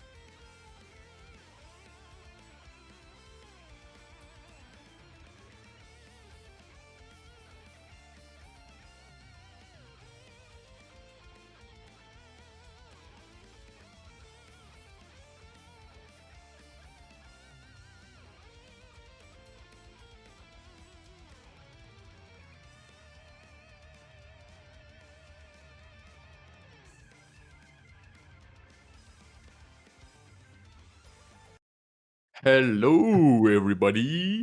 This is Nitronoir speaking, and welcome to the top 6 of the 21st edition of the EU Training Grounds tournament, the Swiss Woo. bracket for beginners. And I am with my co-worker. Coworker, true. Uh, Hello, everyone. Hi. I hope you're all having a wonderful Sunday and a wonderful bracket. We'll be here with top 6 in a second. Yep, we are going into top 6, and I think the first matchup is going to be Vance's Galleons versus Jenxi. So wait, are these two players on the free edition? Because they have the grand shirt. Do we need to? Can free editions join room? No, Is no, that they a thing cannot. that we can do? They cannot. Uh, I'm stupid. I got mixed. this isn't a boat match. As fun as that would be. A boat mirror in top 6 of a bracket. That'd be pretty hype. Grand Blue on the boat. Grab on the boat. Yeah, we have Janxi versus Vance Scallions. So I- Siegfried versus Galleon. Letting the intro play out in tradition for Grand Blue tournaments. You gotta let the intro play out when you're in Especially if it's Galleon. true. And then we have Siegfried, so he doesn't spawn in naked, but we like him anyway. Yeah. Oh wait, what's the wrong start? Oh. Immediately throwing some fireballs. Right. We're sort of playing neutral. Sort of playing neutral. It's starting off quite slow. But kind of struggling to hit confirm from Vance's Galleons there. Plus. Alright. Yeah, keeping the plus frames on. Janxi just slowly kind of working his way in. Nice, catching Vance with the low. But not getting much offense started off of it. Just trying to control the screen with the fireball. Oh, did you grab? Okay. Kind of came out of nowhere. Ooh, tagged with the low, I think. Oh no, it was a counter hit. Yeah, trying to press there, expecting probably like a reset from Vance, but Vance just like blowing Janxi up for being wrong in that situation. Janxi, there was a lot of meter to work with here. Still 2 brave points and 100 meter. Ooh. Yeah, it's kind of dire there. We let go of the guard button, or we blocked high, which is never really what you want to do against Galleon. Yeah, definitely not. Something. Because sometimes you try to press something and you get caught by the 5U. Yeah. Frame trapped a bit there. Going for a throw. Ooh, nice mash out from Vance. Managing to get themselves preemptively get themselves out of the corner there. Trying to bait Vance into swinging. We're seeing some very patient gameplay from these two so far. Yeah. Very, very patient. He's got the seal up. Just using it to keep the plus frames on, spending some meter there. Yo. Trying to... Ooh. Tried to GP out, but just outspaced by Vance. Very, very good spacing on the pressure there. Trying to bait Janxi into doing something, and that's exactly what they did with that DP. Was playing very patient, but then tried to, I think, probably counter poke one of their buttons with the DP, but Vance just being so patient. And the grab, yeah, to finish it out. Vance taking the first game here. Very slow, but very dominant, actually. From Yeah, we're seeing some very like methodical gameplay from both. Janxi kind of like slowly trying to work his way in behind fireballs and stuff, and Vance being very, very patient, especially on pressure there, just like keeping their distance and trying to bait Janxi into doing something. Caught the low into a little combo here, taking Janxi to the corner. Which is the worst position to be in against Galleon. Yeah, spending some meter there to keep the plus frames on. Ooh, the counter hit. That's Getting some 5U. decent damage off of this. They're doing Yeah. tag.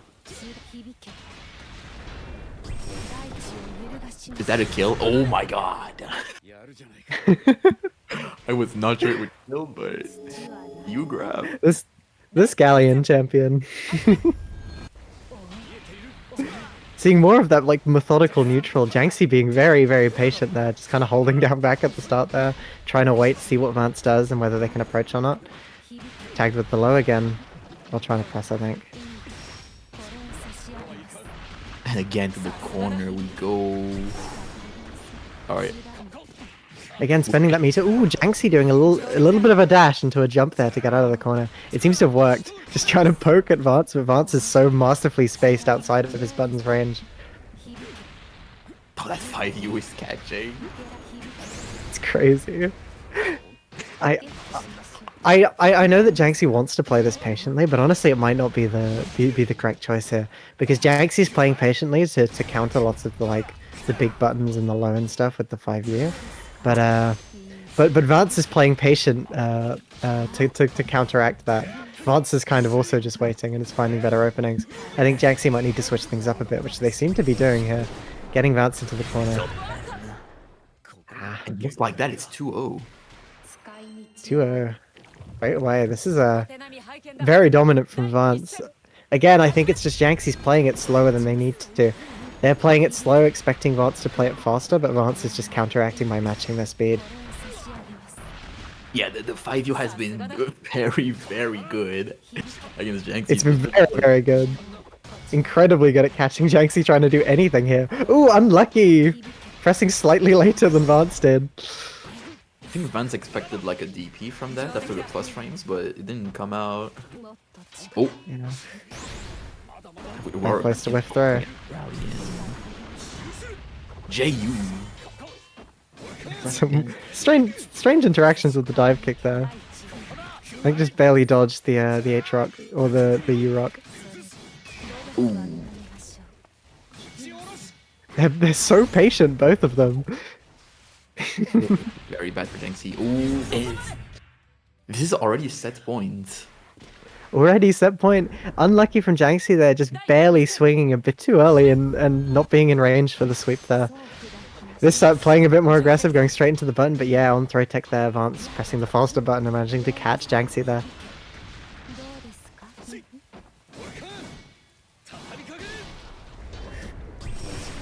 Oh, we don't react. Ooh.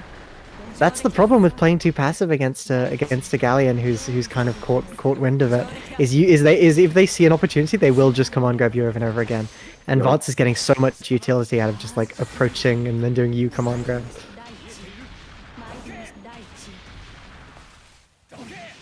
Oh,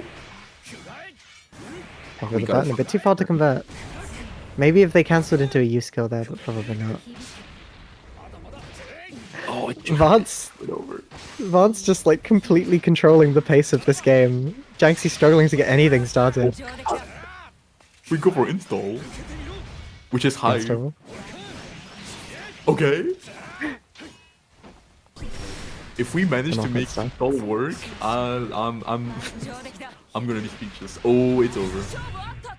Unlucky. Vance was just so on point at catching Jiangxi trying to approach. Both of them playing so patient, but I think Vance was just sitting back and waiting for Jiangxi to do something and then doing like 5U to counteract it. That was very good play, very good play from Vance, and Jiangxi kind of struggled to deal with any of it. It seems unlucky stuff. Especially with stuff like that whiffed sweep we saw, where they were just barely out of range, just because Vance was keeping such good spacing throughout the entire game. Good footsies. Yeah, good footsies. Maybe Grand Blue is a footsies game. Maybe. Was there a single 6XL that entire game? Yes, I think there was. Oh, there might have been a couple, but to anyone who says this game is just 6XL slop, that round might have something different to say. Now for the advice, I think for Jiangxi specifically, it is definitely a matchup thing, because you are not supposed to get hit by so many 5Us. Against Galleon specifically, you always want to keep yourself not down backing, but you don't really want to stop holding down back once you're getting pressured. And the threat of 5U must always like be on the back of your mindset. You always want to keep it as a possibility of it being thrown out, especially, well, if early in the set you make counter mistakes and you get hit by it a lot, you gotta put like a fucking mental note and just, you know, stop getting hit by the 5U. Yeah. That was the main thing. Hmm. Alien gets a pretty good conversion from 5U and gets to run her game plan. But anyway, we are moving on to the other match of winner's side, which is Explosive versus Foyster. Explosive versus Voidster. We love seeing a Vera in top 6, that's all I'm saying. This character's really fun to watch in my opinion. Lancelot too, it's really pretty high. Yeah. Lots of kind of explosive starts here. Very big contrast to the game we saw just a second ago. Both of them seemingly swinging at each other. Lots of jumping, lots of DPs. Voidster trying to use that forward jump to close some distance, like preemptively against the fireball. Nice, getting the counter hit there, but not managing to convert. Nice mash out. Getting the counter hit and the combo into install. This is looking quite dire for Explosive, but they still have 100 meter and 2 brave points to work with. Gets tagged with the low, but doesn't manage to convert off of it into the throw tag. Ooh, crossing sides twice there. Explosive going back into the corner, no escaping for you. And Voidster finding the round. Let's see round 2. Nice BC bait. Very good stuff. We Swung him. Oh. Very strange noise came from my computer. Nice, pressing some buttons. Into the throw tag.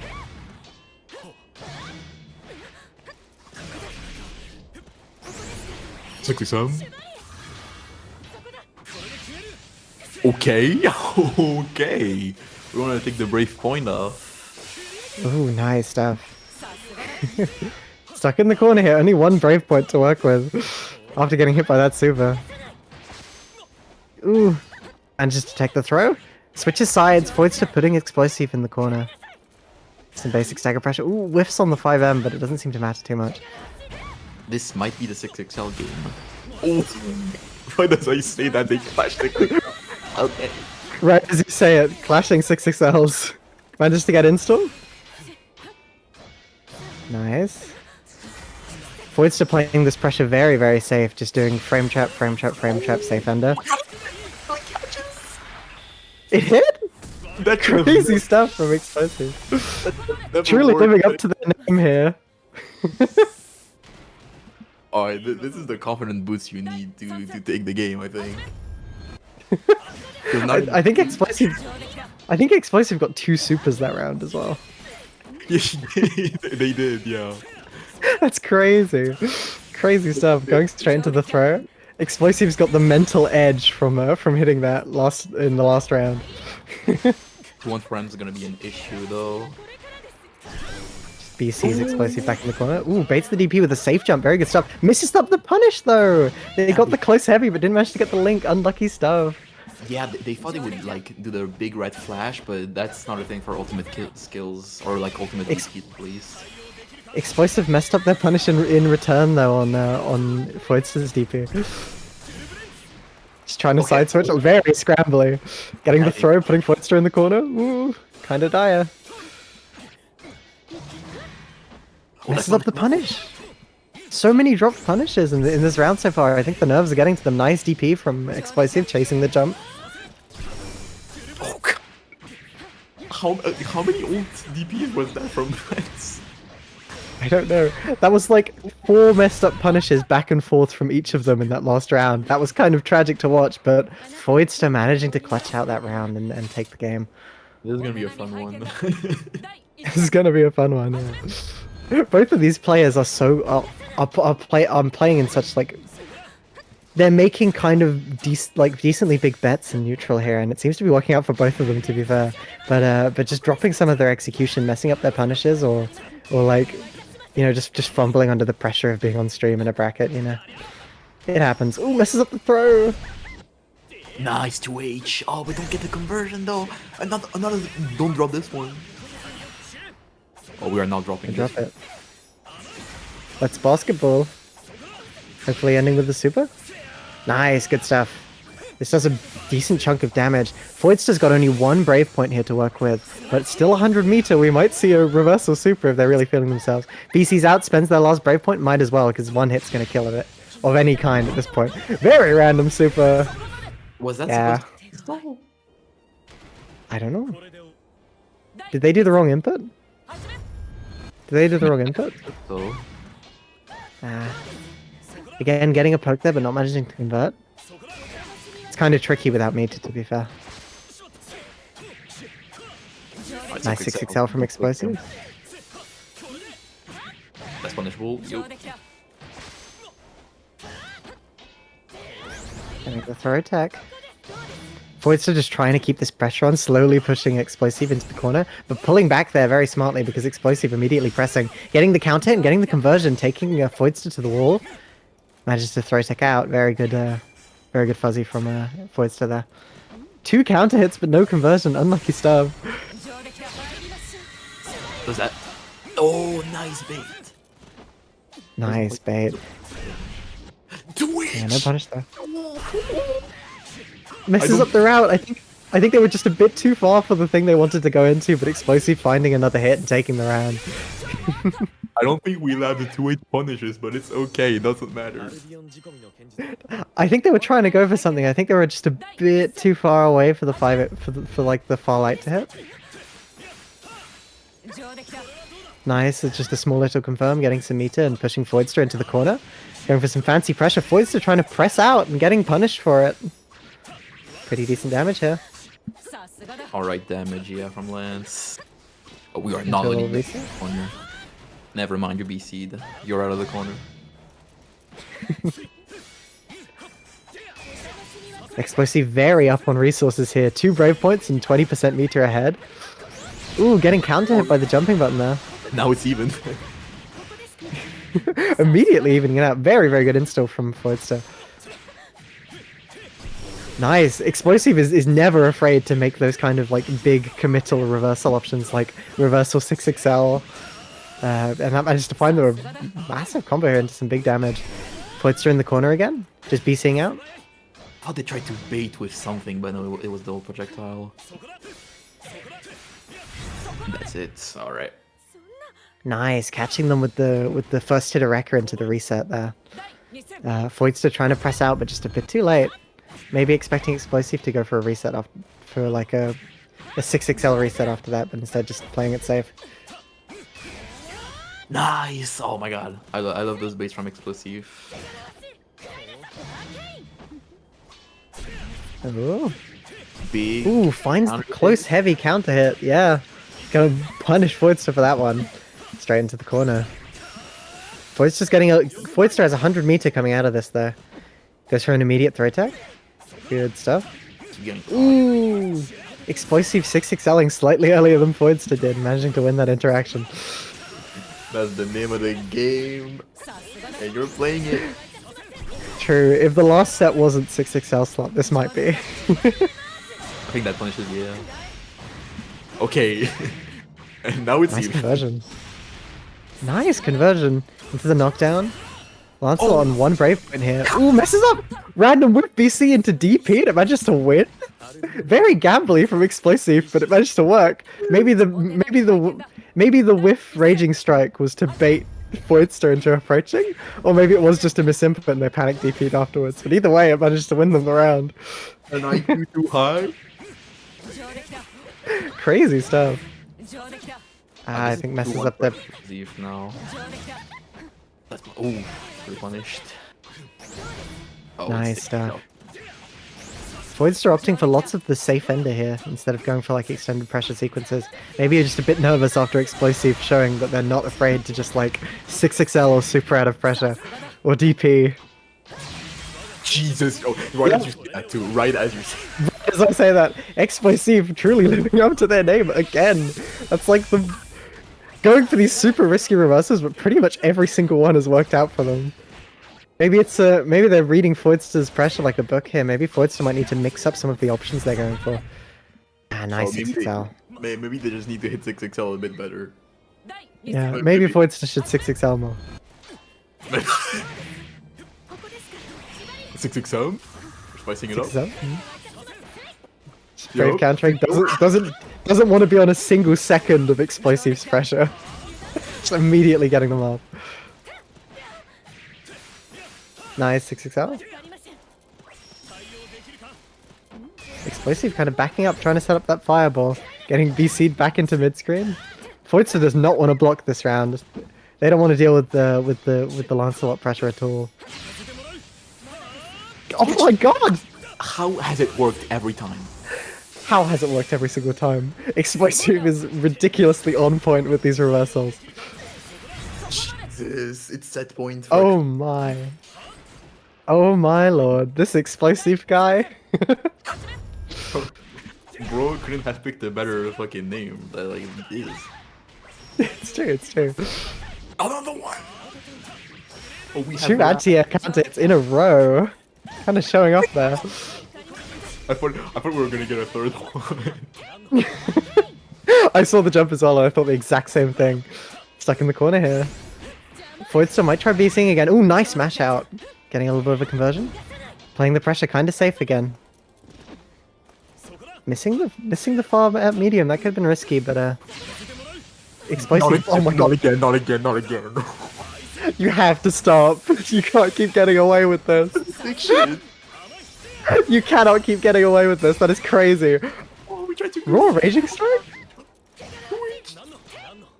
Woo, this is so scrambly. After Explosive hit that super there, everyone's just like desperately trying to fish for this last hit. Nice run up command grab from Voidster, recognizing the awkward situation, making Explosive play quite defensive. Plus, go for it again. Dumping meter. Yeah, I saw that shit in the Yeah. end 2 seconds ago. I was like, he's going to DP after he gets 50 exactly, and that's how he wins. Yeah, you got like a premonition in advance. You're like, he's gonna DP as soon as he has this meter. I can see it in my mind's eye. Very good stuff from both players, though. Honestly, I think Voidster was playing their pressure a bit too safe.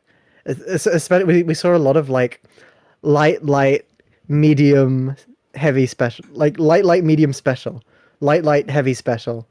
Like just kind of pushing themselves out a lot. I think Yeah. if they pushed their pressure a bit more, they might have gotten a bit more success. And honestly, they were just kind of a bit unlucky with Explosive being kind of on point with punishing their attempts to take their turn back with just random supers. Sometimes random bullshit go just works, and it worked for Explosive so much in that game. Crazy amounts, crazy good stuff. I cannot believe that. Cannot believe it. That's That was like- ridiculous. 4 supers, and it worked every time. Yeah, crazy stuff. Yeah, but knocking them down into losers bracket against a little bit of a more of a less like gambly opponent, their pressure and stuff might have been a bit more successful. But I think that was just the wrong kind of offensive structure to play against a player who is not scared at all to just like, fuck it, we ball, I'm going for it. Oh yeah, they were not scared in the slide. Not scared in the slightest, yeah. Alright, so we're gonna see Jenxi again, this time against Suzu. Ooh. So Jenxi, yeah, was the Siegfried from the previous set. The very, very patient Siegfried. Yeah.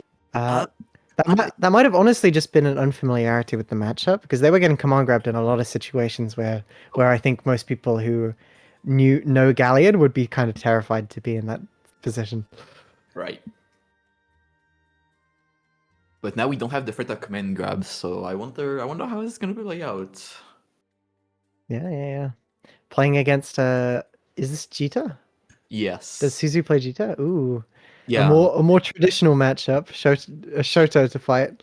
Let's see if Jiangxi is a bit more comfortable in this one and manages to take it over Suzu. Jeter's O'Toole. Oh my god, she did not take the sneakers off. Suzu's made top 6 in the past few of these, if I remember correctly. Yes. They've been on here for not quite a while, but they've been here numerous times. They've been on the slow but steady grind, I think, and I think it's their hope that they managed to take it, or at least place higher than they did last week, Well, not last week. Last bracket this time. Yeah, no, it's very commendable. In the grind, or the grind never stops. The grind never stops. It can be kind of disheartening to keep placing like so close yet so far from first. Just like continuously making such a high placement but never making first. But sticking with it and just continuing the grind and trying your best to keep placing like high placements and stuff. Very, very commendable. Oh yeah, okay. I don't think it's on my end. I think we're having a bit of a complication here. Yeah, I've got a big grey box in the middle of my screen. This is a good sign. Oh, this is gonna be awesome. We're gonna get 1 frame per minute right here. We're truly having some time to think about their actions. This is like Yomi Hustle. So, is this just an RPG or what? Like, they're playing the web game. They're playing just Granblue Fantasy. yeah, just the web browser game. We're waiting for them to do it and like, come on. Oh, I think I one of don't them like exited out. Frame 1. There might be some connection jank going on. It's never a net play bracket without connection jank. It's like required. It's the course. ritual. Hmm. Oh, Janksy got Thanos out of existence. Oh my. Yep. Maybe they're restarting their game or something. Wait, Janksy is still in Momo's paw. Janksy is still on the cab, not on mine. Neither. Odd. Strange. Oh, this is so a network error has occurred. Uh-oh. Vance says first ever live slow motion breakdown. Yeah, exactly. We're getting like live replays. Doing some analysis frame by frame.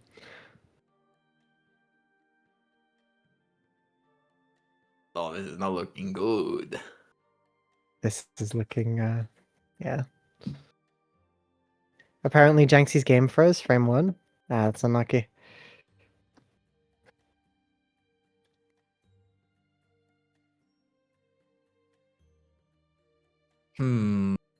Oh, now they disappeared. Granblue by mail. Well, you know exactly what round start option I'm gonna go for as an Anila player. We have the funny move. Is it to you?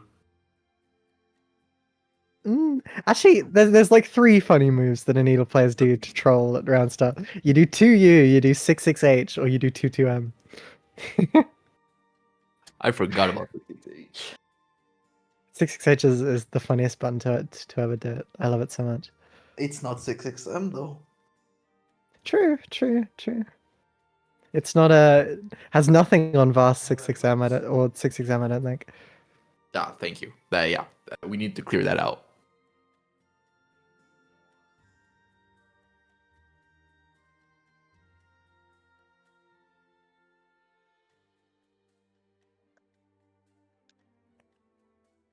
Alright, hopefully Janksy can...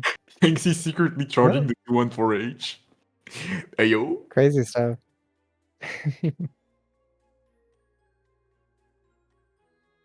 Powering up. Am I just watching your avatar just like swing repeatedly? Yeah, sure. I didn't... Oh?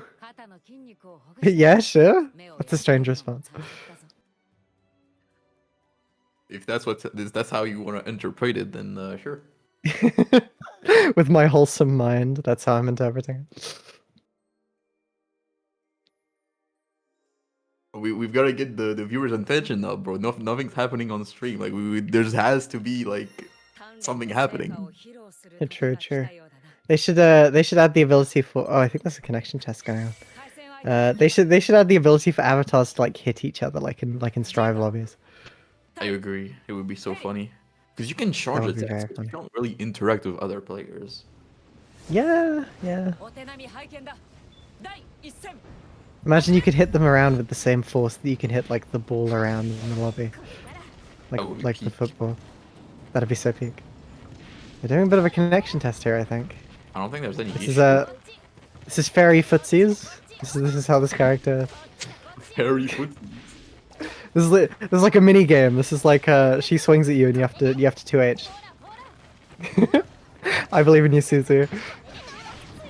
Air grab is pretty cool too. Yeah. I think Momo's just like assessing the quality of the connection by swinging around. Imagine if like some new viewers just join in and think this is the actual set. That'd be crazy. They're like, what the hell is this game even about? Why is Spider Girl on my screen right now? True. If anyone asks, this is what footsies is. This is footsies. Oh, the shimmy! Oh, oh! Oh, oh, oh, oh! Oh my, channeling explosive with that one. Channeling explosive is crazy. It's true. Took a peek at their notes before playing this, and it's like random super go. Just throw that shit out. It'll hit. Just gap, just gap, just gap, just gap. They call it the holy gap super.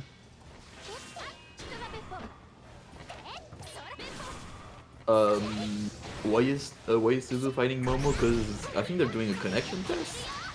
I don't know. Maybe they're just waiting for Janxi. Does Janxi have to like restart the internet and computer and house and brain Oh, match ended. and router and network provider? Oh, there we go. Okay, Awesome. Okay. now we can get to the main event. after all this. Back to some Granblue. Hopefully the footsies are as immaculate as the match we just saw. I hope. Yeah, hopefully so. Neither of them are playing Fairy though. Fairy's the only footsies character in this game. Yeah. It's a privilege. People are saying this. It's true. Momo saying GG's Suzu in chat. Crazy. GG, shake my hand. Or what? GG's shake my hand. Finally, back into the game. Hopefully we don't get that Square of Doom. Seems to be loading in. Yeah. We're good, I think. Janxi v Suzu. Janxi again playing so patient. Nice, mash out. Managing to get Suzu off of them almost immediately there. Gets the counter and confirms it as well. A little bit of damage there. Sweep into sweep. If it doesn't work once, try again. Gets the counter hit. Nice reversal throw from Suzu, recognizing that that Janxi might have messed up a bit with that input.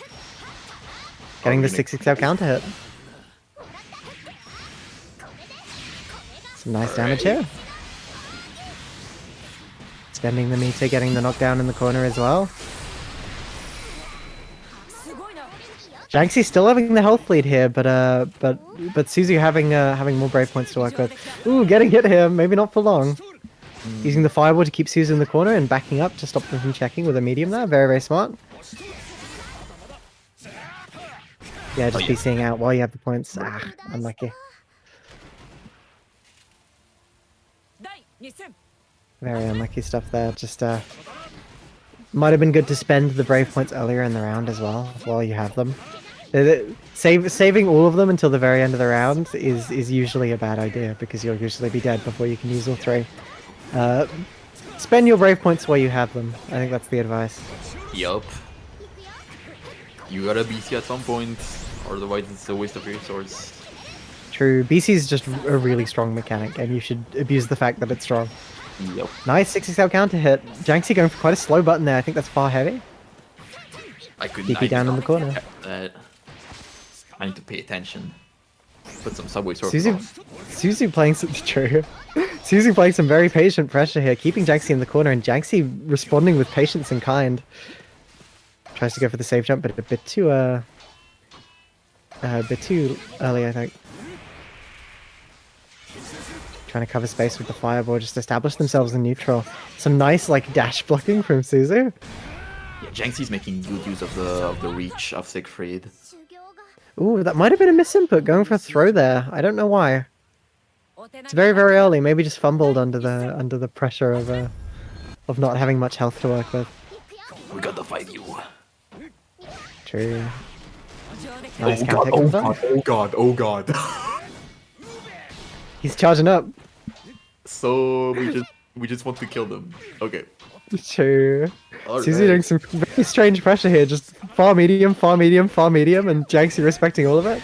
Nice mash out there, expecting another reset, and it seems to have managed to get them a hit. Nice jump over, managing to take Janksy all the way to this corner.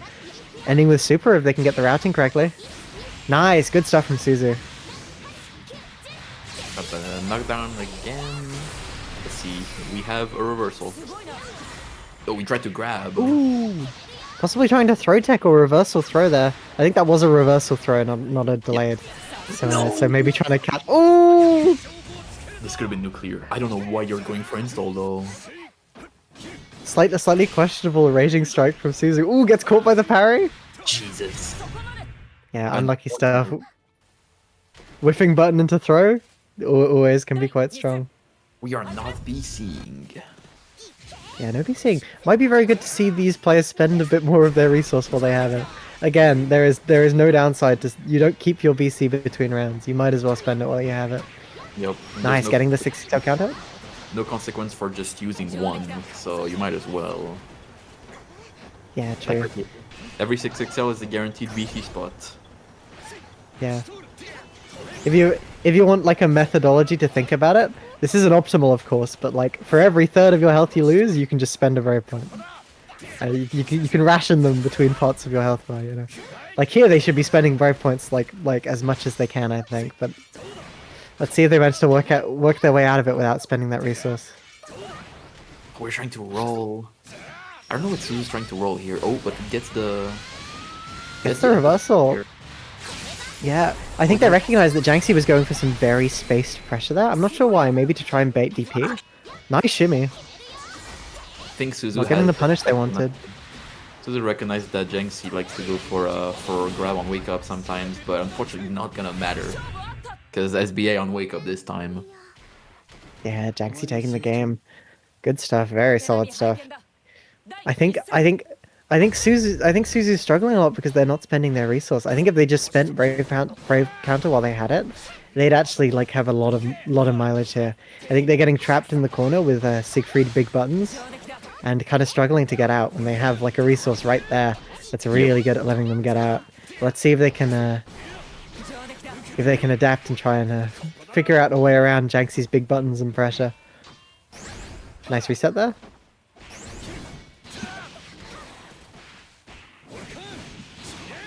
That's the 6XL. Taken to the corner. Ooh, tries to mash out on the landing, expecting it to be minus, but no, Janksy's very plus there. And gets the counter hit to the full combo here. Won't kill, but this is kind of dire. Has brave points to spend. Yup. Oh, but the chip on the DP, that's unfortunate. That's so unlucky. You hate to see it. That's set point for Janksy. Set point for Janksy. Immediately goes for the far heavy there, but Suzu was ready, blocking it and managing to get the conversion to the corner there. Got some big Siegfried buttons coming out. Gets the counter and converts. Very, very good stuff from Suzu. Not enough meter to end with super, but they can get a decent knockdown. Yeah, just keeping the plus frames on. Oh god, the Trading whiffed throws right there. Some nice pressure from Janksy. Nice. That beats pretty much every explosive. Yeah, the explosive method. If you see an opportunity, might as well go for it. Oh, which I think. Nice. Dash grab again, I think. Yeah. All right, Suzu can take the point and avoid getting eliminated if they win this. Yeah. Otherwise, they can dodge the set point for Janksy here. Nice.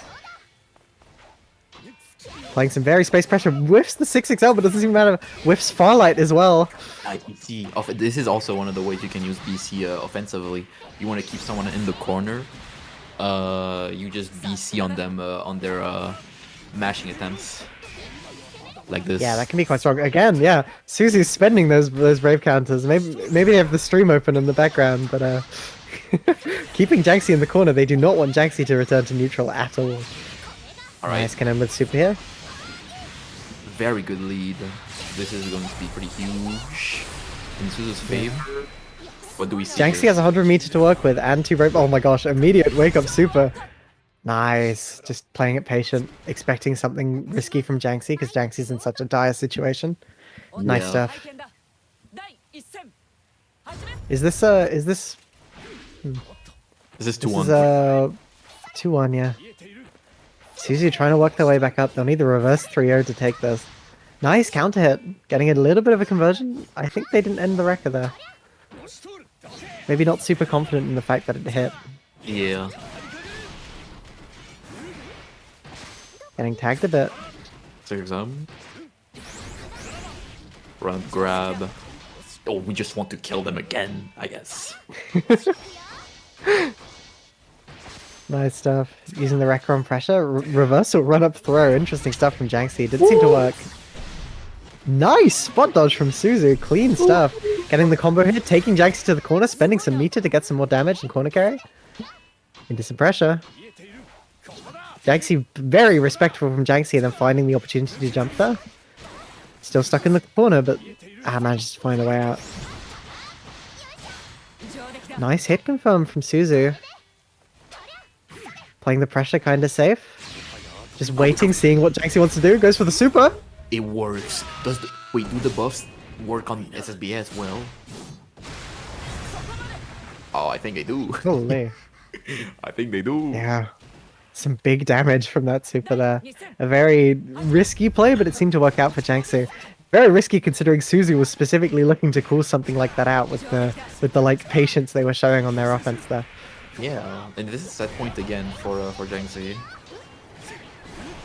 Nice stuff. Gets the count hit. A little bit of a confirm into a knockdown. We have 3 stacks. Oh my god. That was a funky trade right there. Suzu coming out on top, not getting the conversion they wanted, I think a bit too far. Nice spot dodge.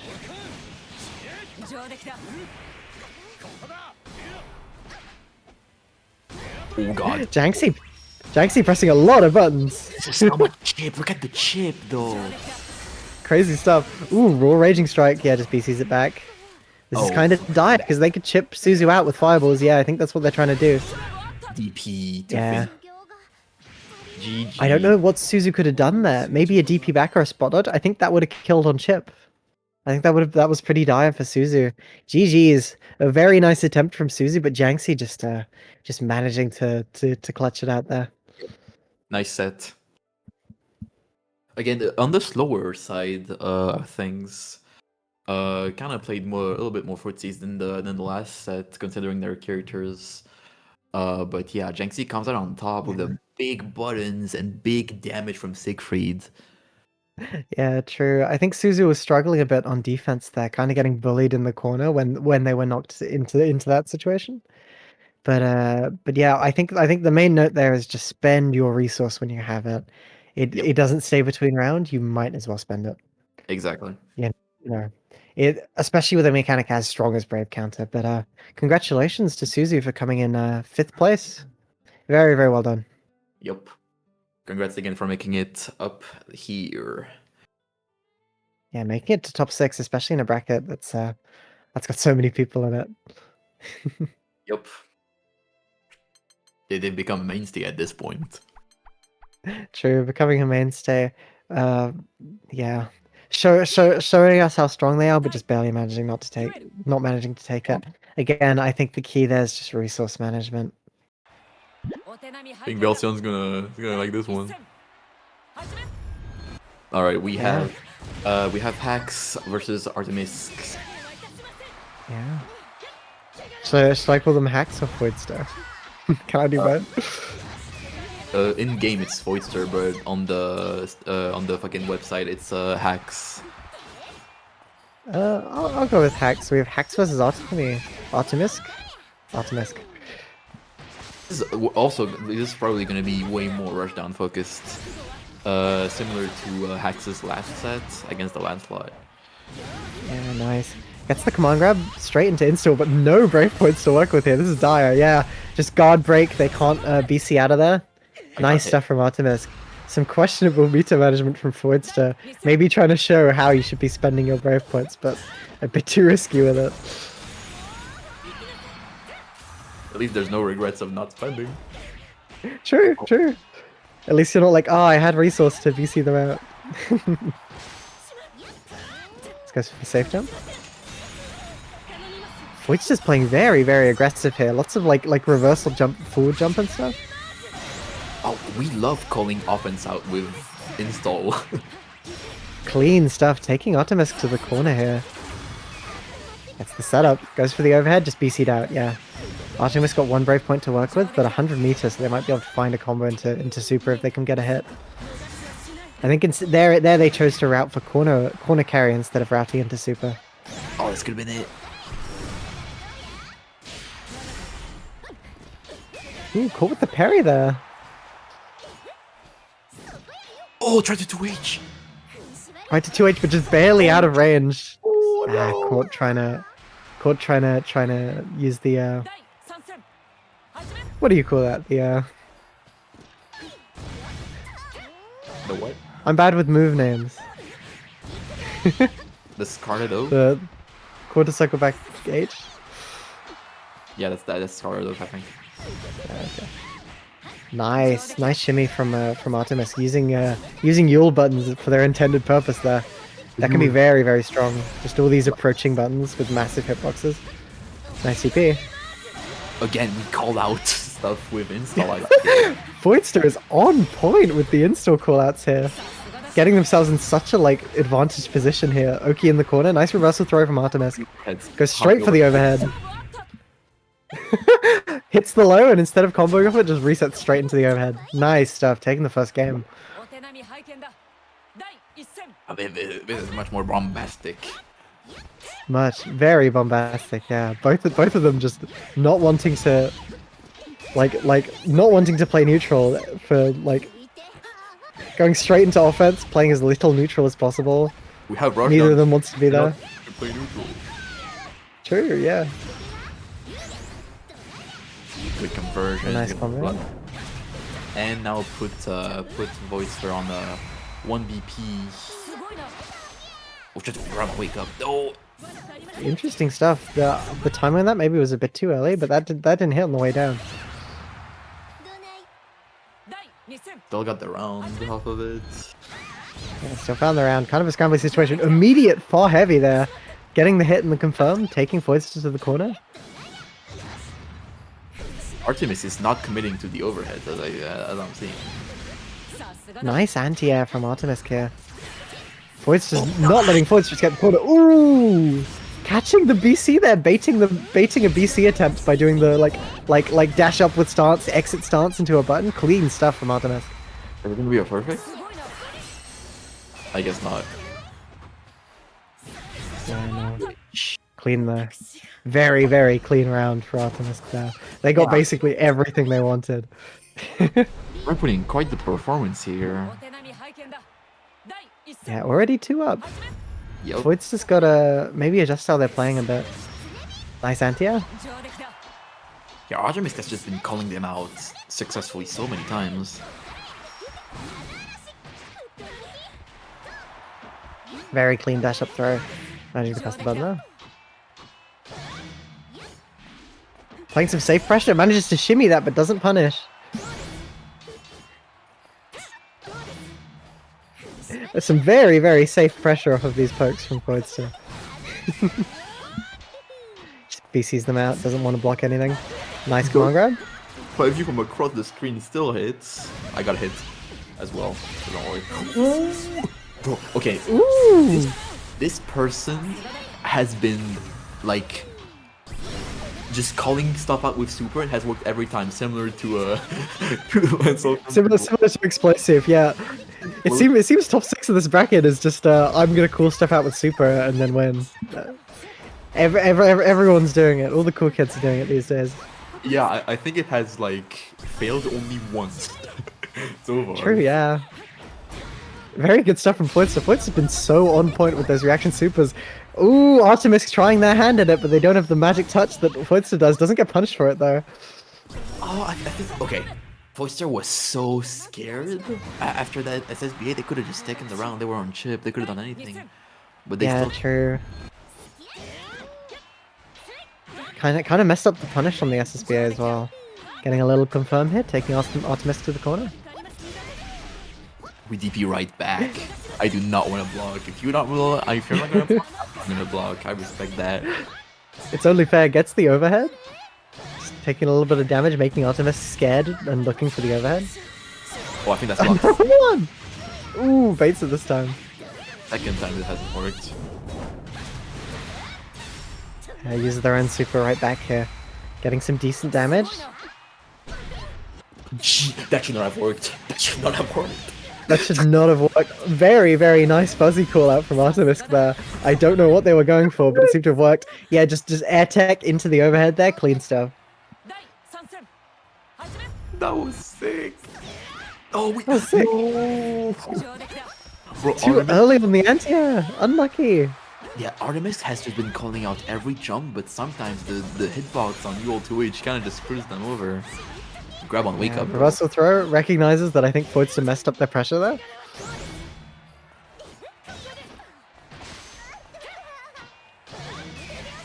Clean stuff.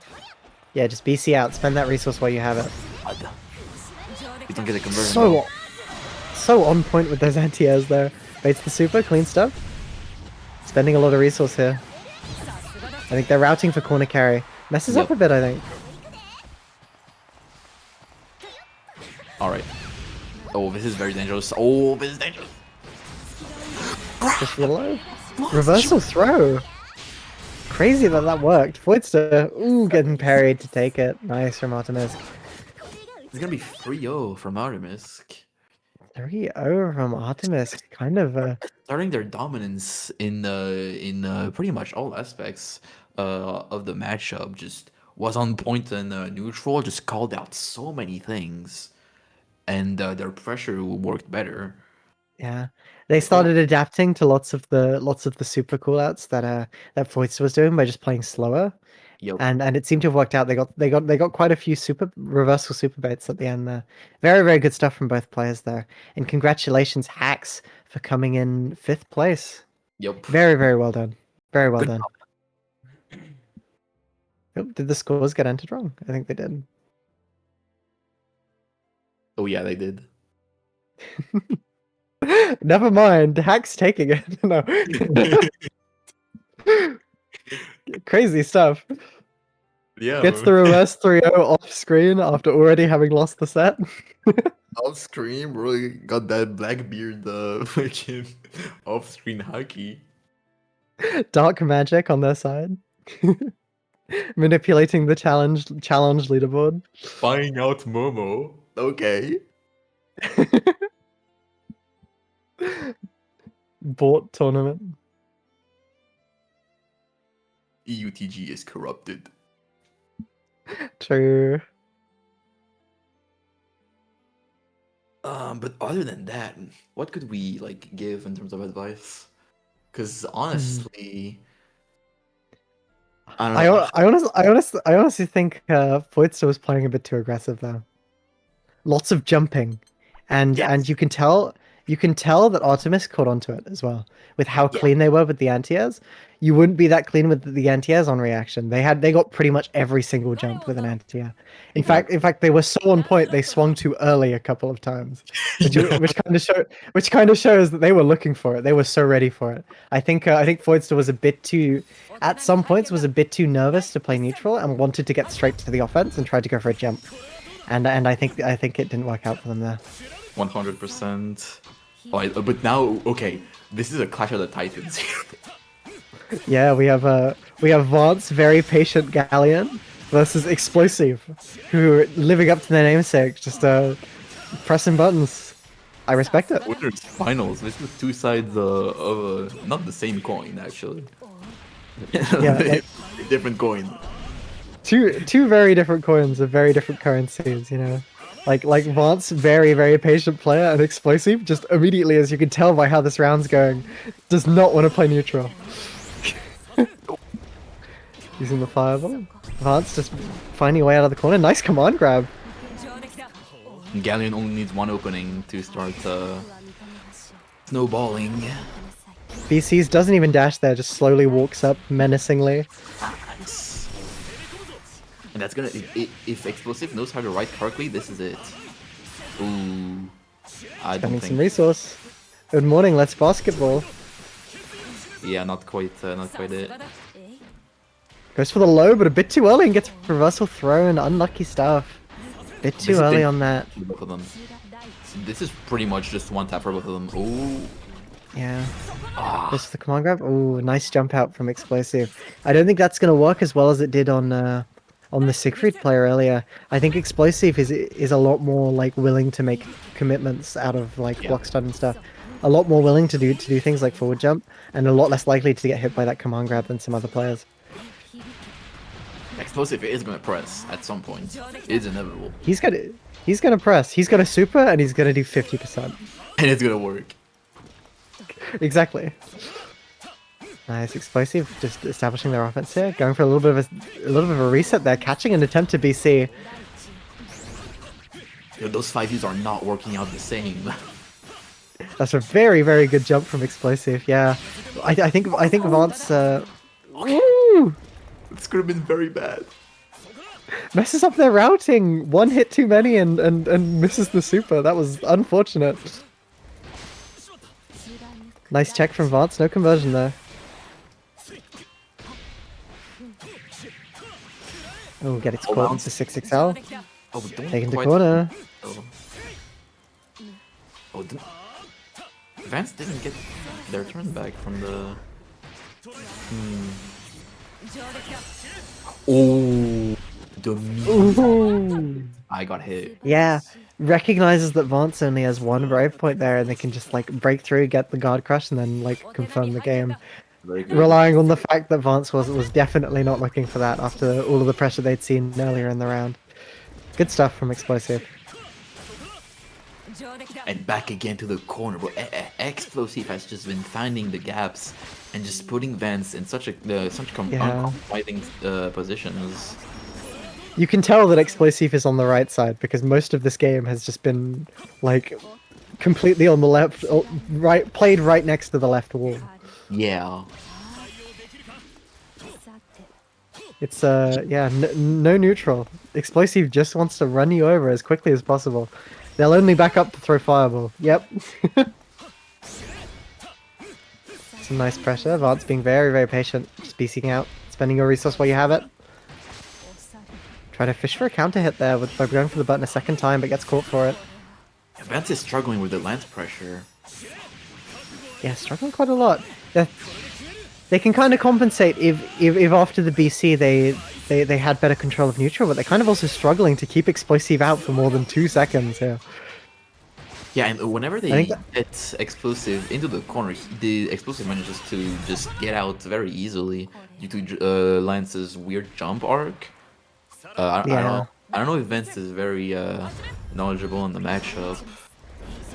I think it might do Vance quite well to go for tighter frame traps and like spend resource to reset and stuff, rather than going for like looser frame traps and command grabs, because I think Explosive is being very, very committal on his own defense. Not afraid to just like forward jump out of corner and blow you up for it.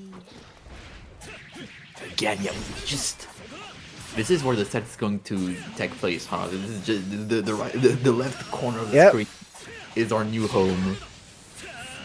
The developers shouldn't have even bothered modeling the entire right side of the screen here, because this wall is getting all the screen time. Nice BC spots though from Vance, just doesn't quite capitalize off of it. Oh. Messes up the punish, gets the hit, but doesn't get the punish they want. I think they messed up the link a bit too late.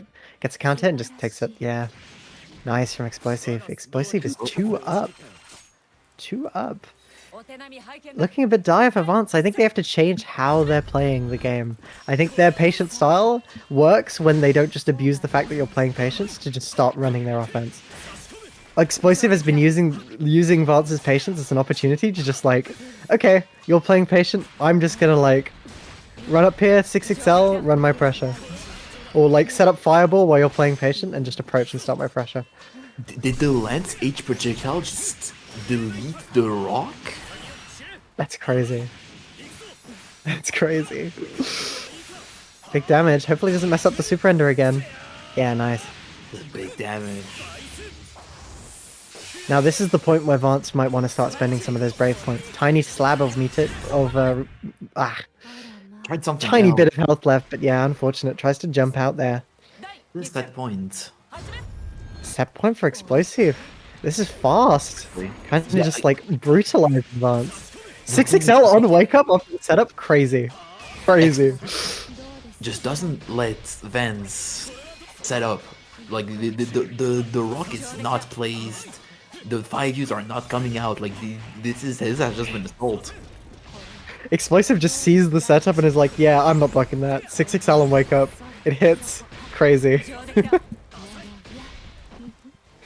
Nice attempt to shimmy, but yeah, immediately straight back into Explosive's pressure with the reversal 6XL. Against interrupt. Another one! Explosive just continuing to 6XL after blocking something, just straight away. Like, if you're slightly minus, Explosive is going to 6XL in your direction. Good knowledge. Nice. Jumping after the super flash, because Galleons is the only character in the game with a grab super that you can jump after the flash. So very good knowledge on Explosive's end, and this is gonna seal the deal. Never mind. Oh! Vance given a second chance at life. Jumps into the fireball. Unlucky, yeah. Jumps into the fireball and gets hit on the way down. Clean stuff from both players, knocking Vance into losers bracket here. Yeah, just couldn't adapt to Explosive's explosive style. Yeah, true. There was lots of pressure there that I think Vance was expecting Explosive to be a lot more patient and try and back up, like making themselves minus and then try to press another button again to just cover space or set up and stuff like that.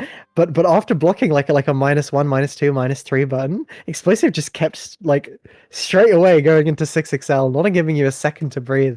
And I think Vance's offense wasn't built to deal with that kind of like super high commitment reversal options on defense there from Explosive. Yeah, this was such a like different opponent from Vance's previous one. Maybe got some whiplash here, something. I don't know, but they're Sure. something out if they plan to take on. I think Vance. Mm. I think Vance just has to go for tighter frame traps there. Just betting on the fact that Explosive will continue doing what they're doing, which is like immediately pressing out of block stun.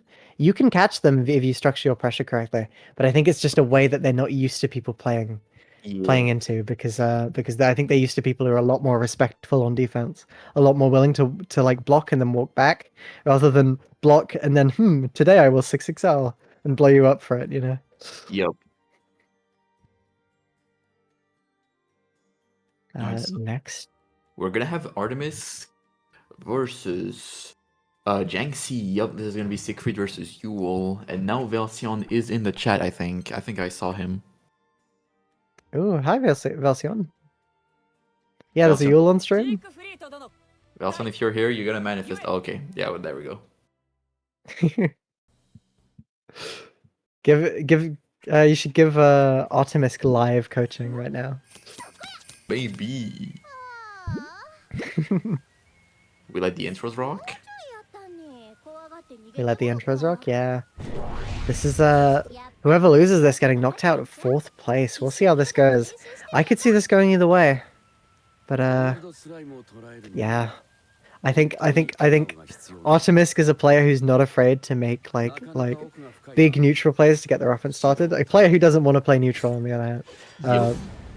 Just to say it less flowery, but Jiangxi's been very, very patient in the games we've seen, kind of like slowly walking forwards, making their way in and using Siegfried's big buttons to establish their offense. Oh, nice throw bait.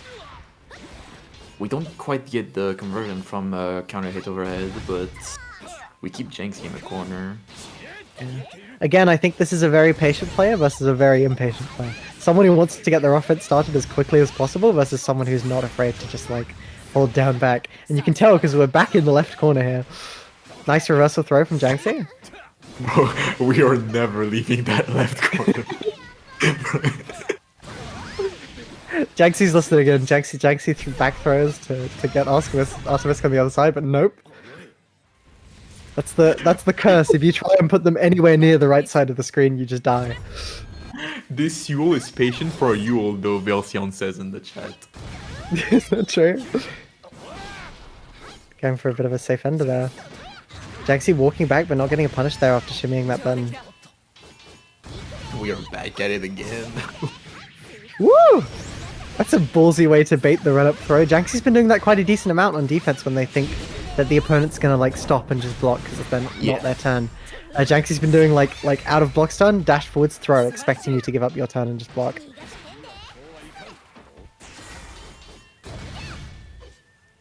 Ooh, desperately trying to find an opportunity to mash out. I think they're doing delay mash and getting caught, but yeah, Artemis taking the first game here. Rushdown is winning. Holy. Rushdown is winning. Can we get some opinions in chat whether you're more of a Rushdown player or more of like a patient observant player? But Rushdown Nation's kind of showing off here. Immediately back in that left corner. Nice reversal throw from Jagsy. Ooh, Artemis taking a trick out of Jagsy's book with the run-up throw and wake up there. Baiting the DP and getting the punish for it. Is it time for the right corner? Oh, the rare right corner? Nice shimmy from Artemis, but not getting the punish they want, but still managing to close it out. Keeping Jagsy in the corner there and getting the throw. Ending the run on 69 seconds to W. Nice. Go with the sweep. Trying to control neutral with those fireballs. Clean stuff. Right, yeah. Using that far heavy to keep Artemis locked down. Come on, grab. Yeah, you gotta abuse the fact that Yule does not have a projectile. Artemis has slowed down the gameplay here. Siegfried has big buttons, which can be used to keep Yule out. Yeah, fucking Janksy's trying to get in, which it's kind of working in Artemis' hand. Artemis has kind of switched up how they're playing. They've been a lot more patient this round than in previous. Reversal throw. Oh god, this is it. This could have been it. That was crazy. Backing up, just trying to get out the range of Siegfried's buttons to counterpoke. Clean stuff from Artemis. Clean stuff. Is this two up? Two up. These are fast, yeah. I think Janksy's got to adapt a bit here. Kind of struggling to get their offense started on Artemis. Yeah, just playing very... Oh, I think that was a misinput. Ah, unlucky. Grab on, wake up. Today I will walk forward and throw a fireball. DP. That was... Ooh. Grab. Oh, Jagsy is not respecting this specific safe jump. Yeah, I think Janksy's quite confident that Artemis doesn't know how to convert off of it properly. Because I think they've struggled to convert off of it pretty much every time they've gone for it. Maybe it hits so high that it's not plus enough to get the conversion. Grabs. How many grabs? Ooh, baits the throw there, but just out of range for the first hit of sweep. Crosses up accidentally and gets the punish. That's clean, we respect that. Choosing not to spend the resource there to finish it off. They probably could have finished it there. This is set points. Yeah, set point for Artemis. Ooh, this is looking a bit dire for Artemis, but they could always make some big adaptations and get the comeback. Very patient, holding down back. Oh, this is not a good start though. EP's the safe jump. No, you've seen that before. Jagsy, you've seen that. Jagsy, you know that's a safe jump. Nice sweep there. Oh! Your actions have consequences. Reversal throw again? Jagsy's getting so much mileage out of reversal throw. No, God. We're just Ooh, not dire. our food. Oh, Oh? God. Oh, God. Oh my, that far heavy is doing so much heavy lifting. Is that how... Wait. Okay. What is happening? Ah, caught, yeah. Ah, nice try from Jagsy there. Popping the install as if they're like, right, now's my anime protagonist moment to get the reverse 3-0, but Yeah, true, but barely not managing to take it. Nice stuff from Artemisk. And congratulations to Jiangxi for making 4th place in this bracket. Very, very well done. Very respectable performance, but just not managing to take it over Artemisk's just oppressive offense. Yeah, on this, we're just watching the unstoppable force versus the immovable object, but the unstoppable force is kind of winning. Yeah, yeah. I think Artemis had some very good spacing there. They were very deliberately playing around the size of Siegfried's massive buttons. And I think in one of those rounds they went back to playing really, really cautious just to see what Jiangxi would do, just to kind of throw them off their game. Yeah, For one round there, Artemis was just like sitting and down backing and seeing what Jiangxi would do. I think Jiangxi kept getting opportunities to approach and then giving them up. Like they get a very solid fireball that they can follow behind.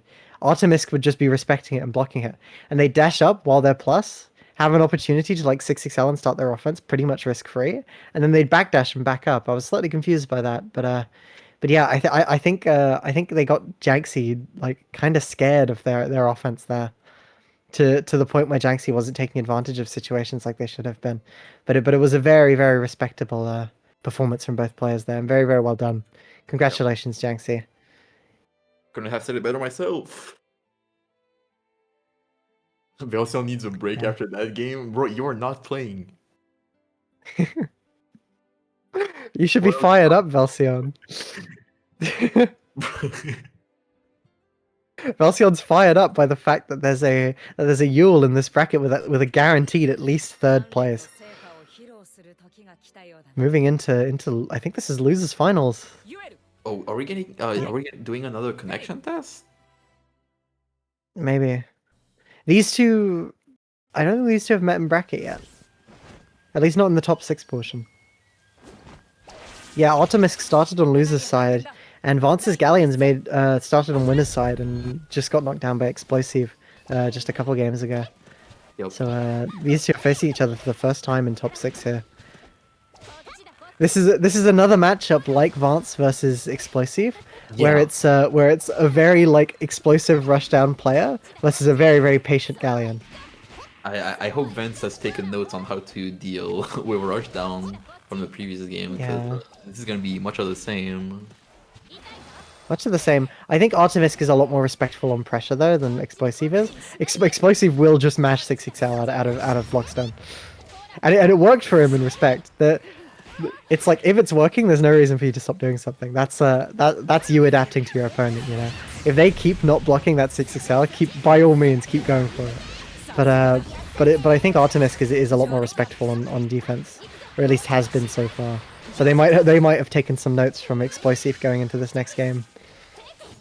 Yeah, that works for both sides. Yeah, both can kind of take notes. Yeah, I think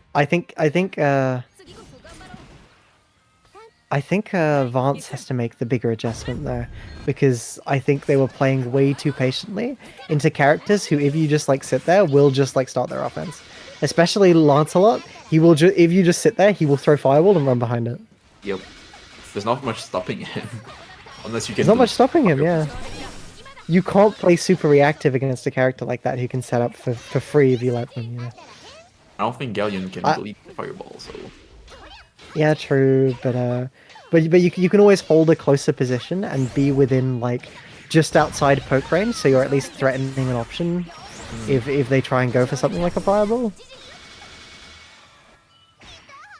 You know, just holding space close enough to be threatening can be quite strong against things like Lancelot's fireball.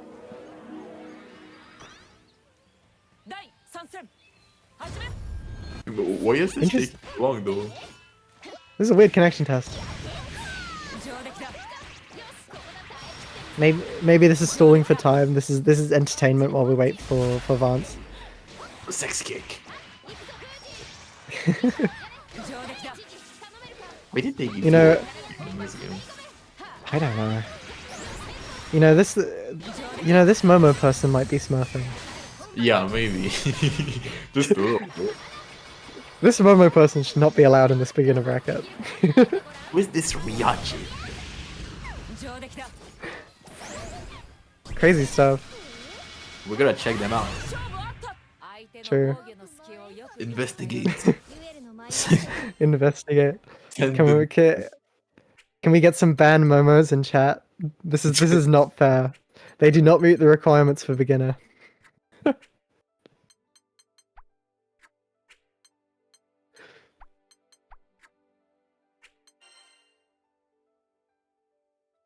Someone says they're just having fun. True. That's what this is about. At the end of the day, if you're not having fun, are you really playing the game? True. The real beginner bracket winner was the friends we made along the way. This is so true. Chicken jockey.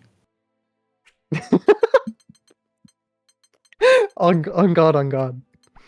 I couldn't have said it better myself, quite frankly. Are we good?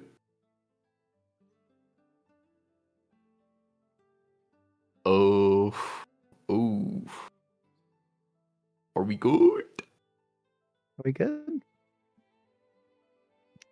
Is Vance in the lobby? Yeah. Oh yeah, they Vance are. Okay. is in Vance is on the cab and they put ready on.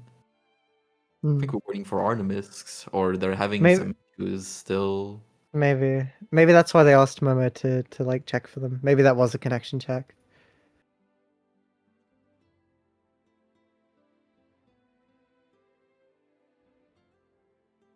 Or maybe Oh. they're recovering from having to fight that Smurf Momo in the last game there. Maybe. Okay, we were making another room. I think they were having issues. Ah, okay.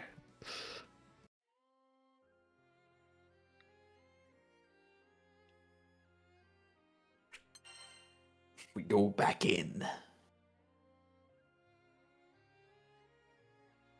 Straight back Oh, in. no. All this time we were just waiting for Velcion to come back, actually. Oh. Oh yeah, sure. Velcion's currently taking a train up to where Artemis is, so they can play on their behalf. This is like super advanced Velcion cheating right here. Perhaps. Perhaps. Mayhaps. ユエル対 Letting in here. ガレオン殿 Alright, it works now. Awesome. お手並み Hopefully there's no grey box of 第 doom. 一戦始め No, we're good. We're good, yeah. These two fighting for a chance to fight Explosive. fighting for a chance to fight Explosive in grand finals here. Both of these players are guaranteed at least third place, a very respectable position. Yep. But I think both of them want that shot to fight Explosive. Artemis hasn't had a chance yet. 上出来だ Vance has been able to play the game. They might be in for a treat. True, yeah. Vance playing a lot more aggressively here, a lot less patient. Kind of using like space in neutral to establish their offense instead of to play reactively. Nice shimmy from Vance, not getting the punish there. I think that's quite hard to punish there. Back throw. It's tricky. The Galleon stage is pretty tricky to punish. Yeah. Sometimes you try Throwing to out some buttons. it and she just goes right through. You gotta wait for it a little bit. Yeah. Whiffing throw, unlucky. You're back Some to nice the- defense here from Vance. Vance jumping out a bit too early. Gets the hit. Ooh. Oh, this is gonna be SSB. Yay! Yeah, this is going to be some big damage with the SSB. Oh no, the combo limit messes up the routing and gets punished for it. Nice. Vance making sure not to put down the controller at that point. I've seen people do that before. They put down the controller and then only notice that it misses last second. Yo, didn't happen though. Talk to the hand. Oh yeah. Nice. This argument is just being way more respectful than Yeah, very it was. very nice spacing from Vance there. Just like keeping just in the range where Artemis has to be scared of like their buttons. Ooh, Tried to 2H, unfortunately got clipped by a sex kick. unlucky stuff. Nice. Catching Vance trying to press a button there with the like shimmy into the button. This time, Ending with super. picked the SBA. Clean stuff. Has the health lead, has the brave delete. Ooh, messes up the safe jump, but it works. It works. Catching Vance, trying to immediately BC that out. I think even if that was a safe jump, they still would have beaten the BC because they would have just blocked it. If it works, it's intended. True. That's the rule. True. Oh, we jump. Very nice jump from Artemis, recognizing that Vance is going for that pressure sequence a decent amount. And also doesn't have the meter to go for some of the options that they might have gone for otherwise. Guess where we are once again.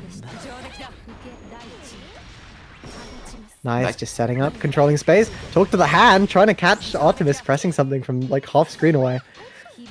We're seeing a lot more like aggressive offense from Vance here, a lot more like controlling the pace of the game rather than playing super patient. We managed to get out, and now the tides have turned. Oh, but nice smash from Artemis. Yeah, quite a risky option to go for setup there, expecting Artemis to respect it, but Artemis channeling explosive there by just pressing a button straight away. Oh, speaking our inner explosive. speaking of channeling explosive, Oh, that's it. Oh, that's not it. that's it. Clean. Ooh, barely not. Just trying to finish it off with Rock there. Playing patient, expecting Artemis to rush down now that they've shown they want to go for Rock. Gets the DP, tiny bit of damage, but has brave points here. Hit with the overhead. Didn't commit. It still works, I think. Unblockable there. Yeah, Vance jumped, and that's unblockable when you're jumping. Yep. Artemis taking it. I didn't quite catch who actually got hit there, I'm not gonna lie. Artemis is a game up right now. Is a game up right now. Very patient pressure, possibly trying to bait Vance into going for like a delay throw attack. Gets the punish. Well, not a punish to counter it. Another one.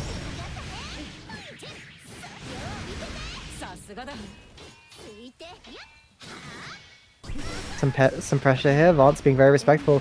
Nope, never mind. DPing out. Clean stuff. Goes for the setup. Trying to bait Artemis into doing something like a jump. Trying to make him uncomfortable. Gets the command grab, noticing that Artemis is just blocking and using that opportunity to get that grab. Yeah, Artemis has just been tanking the command grabs.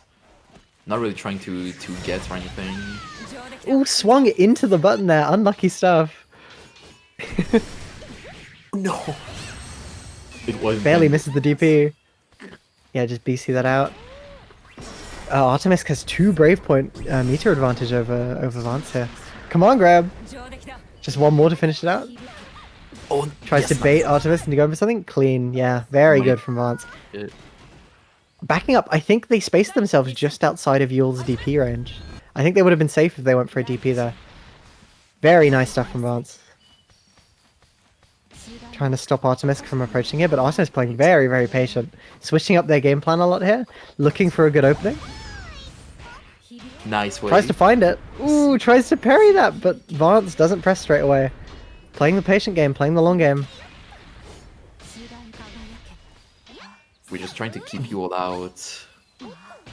Very, very nice keep away from Vance here. Just like trying to counter poke with those amazing counter poke buttons that Galleon has. Oh, but we try to mash. Grab on wake up. Oh, talk to the hand. Reversal throw has been working wonders for lots of players in this top 6 so far. I think it's just the way that people are structuring their pressure. It's just generally at lower levels that they just are very effective because people are not meeting as well. Oh, catch! You grab. Ooh, nice. Just side switch, yeah, putting Artemis in the corner. Artemis doing the same back in turn. BC's out. Trying to tag Vance, going for an option there. Yeah, BC out again. Gets the hit. Doesn't finish it, but has some meter to spend. It's time for random bullshit go, trying to tag something, trying to chip him out. Yeah! Gets the air chip with the fireball there. Clean stuff from Vance. Very good like situational awareness. Recognizing that they don't have to try and look for that extra hit. They can just like spam random bullshit and chip them out. Very nice stuff. Vance has been taking way better advantage of their BCs compared to their set with explosive. They're actually setting up properly. Yeah, very, very good stuff. Ooh, unlucky. Artemis pressing first there and getting the hit. Stuck in the corner, keeping the plus frames on. Nice smash out from Vance there. Goes for Rock, trying to tag Artemis. Tries to like counter poke there, I think, expecting Artemis to press something. Gets the combo. How do we deal with Yule pressure? What do we do with your pressure? Artemis playing kind of the slow game, like waiting a bit, trying to catch like a fuzzy mash timing with a button. Thrown into corner. Both of them have 100-meter and SSBA to work with.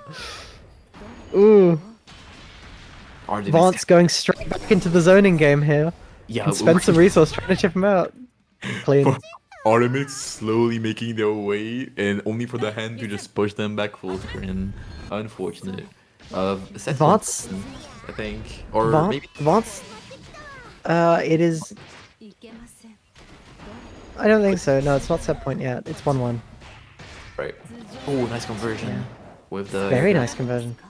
Vance has been so on point with especially with the situational awareness, just recognizing when they have to play aggressive, when they don't, when they can just back up and focus on chip. Like they've been controlling the pace of this game and had incredible awareness on the minimum amount of risk they need to take in certain situations. Very, very good stuff. Nice mix. Clean command grab. Just a pixel No, of health. come on. Yeah, just chip him out. Just chip him out. Put You them don't on have to play. Talk to the hand. Yep. Talk to the hand. It Yeah, worked. clean. Very good.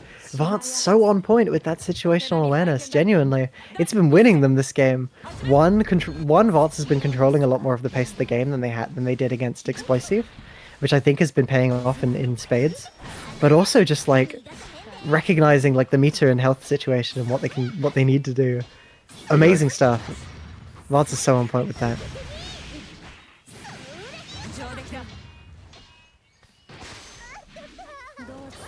Ooh, yeah, I think backdash would have been the better option to shimmy there. I think they were a bit too close. 4H. We love 4H. One of the buttons of all time. We love 4H. We love it. I think like half the pokes they've done are like 4H, and the other half is just like H hand. Setting up the trap. Artemis is so scared of the rock. Terrified. Attempts to DP out, gets blocked, but doesn't get the punish. Just BC them out. BC's back. Vance trying to keep the pace of the game on their side, trying to keep Artemis on defense, but Artemis finds the way out. Gets the hit into corner, goes for the overhead. This is scary. Last hit. Ooh! This. Vance recognizing that Artemis would try and force something there and just SSBA. Not playing your game. Barely still alive though. Chip. Yeah, they were not Chip. ready for that Yeah. one. This is one of the changes that Galleon received. Before there was just no, like you couldn't spawn 2 rocks basically. There was no meter preservation. She went from level 4 rock to level 2 rock by using 5 there. Before she would have just used all of it in one go. And managed This to is win This the is round. set point for Vance, by the way. Yeah. Vance is doing incredibly well. They really want that run back against Explosive. They're showing us what they've learned, and they're ready to like come back and face the final boss here. They did get close, yeah. Though Artemis is not down for the count just yet. Definitely not. Especially on a character like Yule who can just blow you up if they get you in the right situation. They're not out of the count to take Vance off of set point and get the reverse 3-air. This could still go either way, but Vance obviously in the lead here with some very solid gameplay. Talk to Lots the of hand. BZs. No one wants to block today. I'm not seeing much conversions though from the hand. That usually you can follow that up with the U hand and then get 6-6H off of it. It would have ended the set. Lost hit. Ooh. Yeah. Artemis tying this out. Still one game behind, but not an especially dire situation considering that all they need to do is take this round and then it's 2-2. Obofor's kind of scared there. That far heavy button. It's Galleons. It's one of the best far heavies in the game. They gotta use it. Nice bait on the BC. Run up throw. And we're back to where we started. Oh. Back by the left wall. Nice shimmy from Artemis. Clean stuff. Getting the full conversion here. Hopefully able to end in super. Yeah. Spending it. Getting the brave point advantage in the health lead as well. But Vance has a lot of meter to work with, and still 2 brave points. Tries to BC, but Raging strikes by accident, but gets BC'd back into the corner. This is kind of dire looking. Spent all of their brave points. This is like a last hit interaction. Talk to the hand, kind of risky hand, but it seems to have worked out. Just trying to control the pace of the game by setting trap and rock. Yeah, throwing that rock out. Far heavy. Oh, it's over. Okay, so oh my god, the DP actually hitting was a Crazy. but Artemis still managed to finish. Was that a preemptive DP from Artemis before the super flash? That's crazy. I don't know. That is crazy. Artemis made the hard call out there, just like, you're gonna do something. This looks like a fishy situation. I'm gonna DP. DP's before Vance supers, and it manages to win that interaction. That's crazy. Crazy stuff. Yeah, it's 2-2 right now. This is anyone's game right here. Both of them really want this grand finals. Artemis will get the chance to fight Explosive, someone they haven't run into yet in the bracket, or at least in the top 6 bracket. And Vance, if they win this, they get the run back. They get the chance to show what they've learned. Nice shimmy from Vance. Getting the hit, pulling Artemis into the corner. Using Rock to lock them down. Yeah, Rock has just been doing numbers this set. Yeah. Vance has been using it so effectively as well. Mainly just the threat of it, just having the trap down, the ability to rock. Very, very strong like threat, just having that on screen. Yeah, Especially considering 5Us are low. Meaning you can't like walk forwards or walk back without getting tagged. Yup. Yeah. I can't dodge it though. You can, yeah. You can try and spot dodge. But that's a lot of mental stack going to looking for rock. In which Vance can get away with doing other stuff like approaching. Nice throw tech. Yeah, that far heavy really working out for Vance here. Vance is playing like such beautiful footsies with the far heavy and stuff. Like just outside of Artemis poke range, trying to counter poke with buttons. Getting tagged a bit there, taking the mid screen, taking the throw again. Traps up the threat of rock if you get any closer. Ooh, the overhead barely missing, just like a couple of pixels there. Yeah, we finally convert from the low. Clean. If they can get this route without messing it up, this is taking it to double Luigi. Game 5, final round. Yeah, whoever takes this moves on to grand finals. Whoever takes this next round, and whoever loses this, making a very, very, very respectable 3rd place. But I think both of them want to be in that grand final set as much as possible. Absolutely. Immediately talk to the hand, gets hit by the rock, gets the conversion as well. That left wall, lucky left wall, really working out for everyone who's got their opponent in that situation. Spacing! The perfect spacing from 6XL! Baiting the BC! Crazy stuff from Vance. Vance is so on point with their spacing. That has the health lead here, but Artemis can always get the comeback, especially with Yule pressure. Just for the immediate like reversal button there. This is gonna be a Tag there. it's over. Run up EXDP, no! Throws it away with a kind of risky option there. I don't know what they were going for. Maybe a misinput. Unlucky stuff. Probably. Yeah, try to maybe. get They knock down and try to get stuff up because they were very far behind, so they might have just did a final gambit, tried to get the hard knockdown and just win off of Yule pressure, but it didn't quite work out. Or maybe they were trying to react to something and they just let the trigger slip a bit too early because they were nervous. Still, Maybe. that was an incredibly close game, incredibly well played from both players. Congratulations to Artemis for making it to 3rd place in this bracket and certainly putting up a fight for Vance there. And Vance moving into grand finals to get that run back against Explosive. Showing has the chance to show us what they've learned and get this double elimination to take the game, to take the whole tournament. But yeah, grand finals coming up in just a second. That was a crazy close game. Yeah, that was hype. That was hype. Yeah. That was the I best think. set we've had before. I think Artemis just lost the momentum at the start of the game there. Vance was playing so aggressively in that final round, like immediate H hand, crazy. Yeah, they But completely their tempo, and the Artemis couldn't quite adjust in time. yeah, very well done. Vance, I'm excited to see this run back. I think Vance is out for blood here. Bro, Vance is out. they didn't quite get to play the game last time, so Yeah, it was a pretty one-sided 3-0 for Explosive the last time these two played.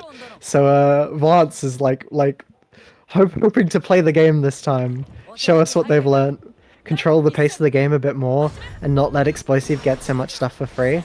Explosive immediate backlash, yeah, just hand. No neutral for you. Nice run under from Explosive. it all leads back to the left corner. Yeah, left corner. This is Explosive's like home base. Yeah, home field advantage. Even when starting on the on the left side, they still manage to end up over there.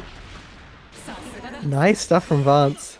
Yeah, immediately, yeah, using the seal and like the threat of rock to control a lot more of the pace of the game and keep Explosive from just like backing up, throwing fireball, and then starting their game plan. Goes for the throw, backs up here, plays a bit patient, doesn't try and anti-air that, probably recognizing that Vance was just a bit too far for their 2H to comfortably hit.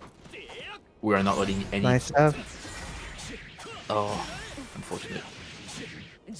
Oh, Oh, the counter hit there. didn't finish it though. They could have won with that. Yeah, even if they just went for like a basketball combo.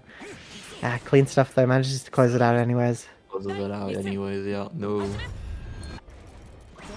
Vance seeming a lot more in the game that time than all the previous games we've seen.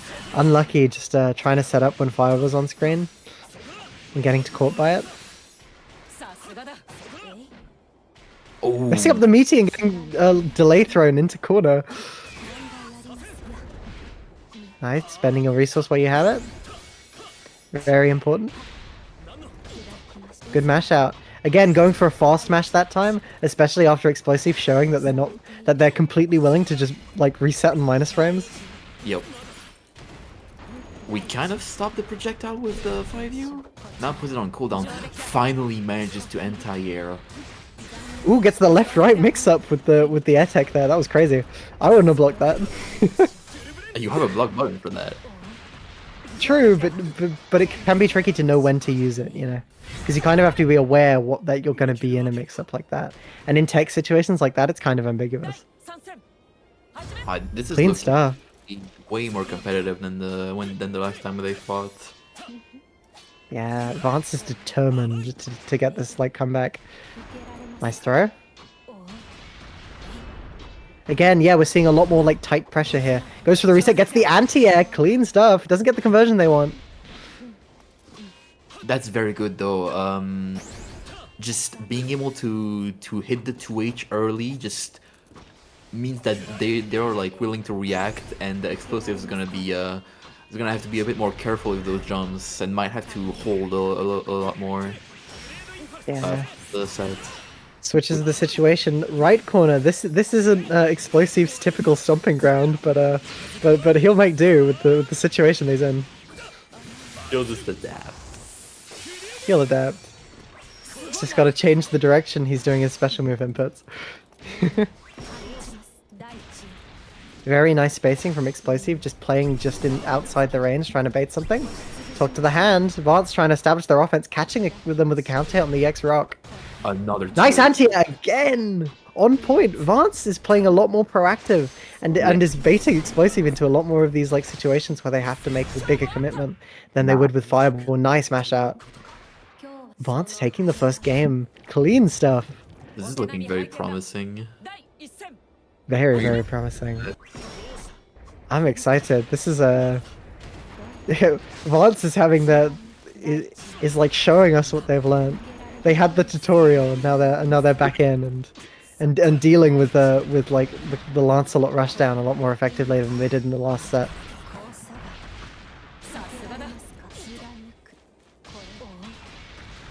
Some nice space pressure with the far heavy. Explosive being uncharacteristically respectful. Mainly because of the tighter frame traps, I think. Nice anti-air, crazy stuff. No conversion there.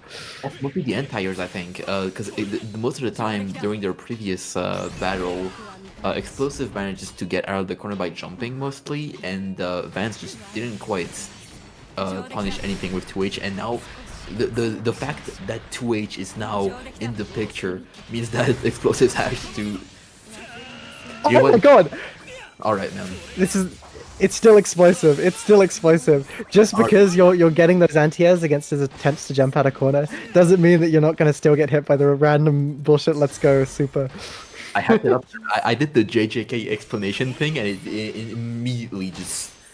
I guess not, man. I guess it's still. I mean- At the end of the day. I mean, Vance is still getting those anti-airs that in situations where Explosive would have previously managed to safely jump out a corner. But yeah, Explosive is on point with those supers, I think. I don't think that. Yeah, I don't think they whiffed a single super while while on defense. They have whiffed more on offense during combos than on defense.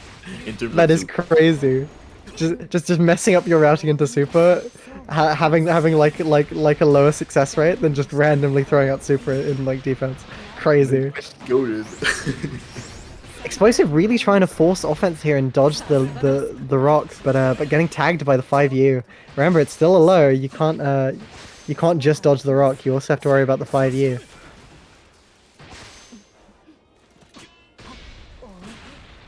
Some kind of strange pressure going on. Gets tagged by the 5U. Talk to the hand. Come on, grab. Barely not finishing it out. Just one more hit here, but Explosive has 3 bar to spend. Oh, and a lot of meter. Finally. First time in the Finally. Well, things are shaking up. I don't think I'm Yeah. quite for this. First time ever that Explosive has ever had his super blocked. I don't think Explosive even knows that supers can be blocked in this game. Isn't this shit unblockable or what? Explosive's like, wait a minute, I thought you could block that. How's that been hitting every single time if you can block it? Did they add that like mid game? Like Was the counterplay that Vance was looking into like contacting the developers and asking them to change the code? maybe. Oh. Getting the counter but not hit confirming it. Instead trying to go for a throw there, but yeah, putting them in more throw protection by getting the hit and not getting it. Whoa! Interesting. Maybe tried to BC a jump in, but Vance just not pressing the jump in button. Just going for an empty. Nice patience from Vance. Getting tagged but not hit confirm. No hit confirm from Explosive. He's in super territory. Wait for it. Wait for it. I'm bracing. Attempted to BC. Super territory. This is where Explosive wants to be. Left corner and enough meter to super. Nice spot dodge. I think Vance is attempting to chip him out. Goes for the run up throw. Doesn't get the anti-air, but BC'd back into the corner. Just trying to get the fireball, trying to bait Vance into anything. Gets the hit, gets the confirm. No brave points. This could kill. Clean comeback in that round from Explosive. Very, very clean. Playing so patiently and perfectly spot dodging those buttons to avoid getting chipped out. Very, very well done from Explosive. This is 1-1. This is gonna be double Luigi again, isn't it? Maybe. That was just such a well played round from Explosive. Clean comeback. Prayed in Callion's favor. Ooh, nice jumping over the fireball while they think it's safe. Clean. Keeping Explosive on the defense. Gets the command grab. Spacing traps the light there. Yeah. Oh, and the rock. What? Oh, God. Jumped into rock. Jumped into rock. Another one? Explosive being uncharacteristically, I was just about to say uncharacteristically respectful in defense. Nice backdash from Vance. Yeah. Vance is just controlling the pace of these games. Bro, they did the Monarch. They looked at the notebook and said, just gap. True. They were like studying Explosive's moves so they could blow them up in Grand Finals reset. But Explosive down but never out. Remember, it's still 1-1, just Vance is a round up. Kind of a weird cross up there, but doesn't manage to hit confirm it. Goes for the overhead. Explosive just blocking, getting caught trying to do something there. Reversal throw. Oh, Just the throw. just perfectly backdashes over the 5U. Crazy. Oh, Gets a no. hit here. Maybe finishing off, but messing up the routing. Oh! Both mess up. Nice. Both messed up, but Explosive's the one that comes out on top. That's the grand final fumbles, though. You know, you're always playing your worst in grand finals. That's how it works. Yeah, true. Nerves are still on the line. Yeah. I think Explosive went in feeling a bit more secure than they are now. Now that Vance is showing that they're not going down without a fight, I think Explosive's fumbling a bit.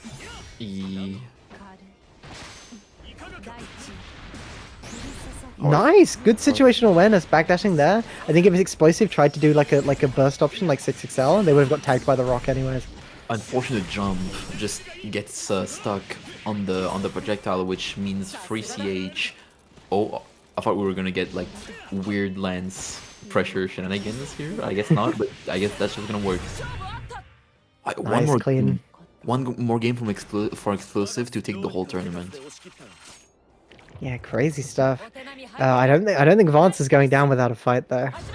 Oh, definitely not. Definitely not. Both of them playing quite cautious here. Nerves on the line. This could be the final game of the tournament if Explosive plays his cards right. Nice throw. Using the opportunity to reset. Nice mash out from Vance. Recognizing that Explosive would try to reset because of the spacing, just a bit too spaced out to threaten options like throw, so tries to close the distance. Nice DP. Nice. Ooh. No one's blocking today. Lots of mashing, lots of DPs in this final game. We are playing Grand Blue. True. Gets the throw attack. Ooh, barely out of the range for the burst option that Explosive went for. Oh. This is why. No, barely doesn't take the round. Barely doesn't take the round.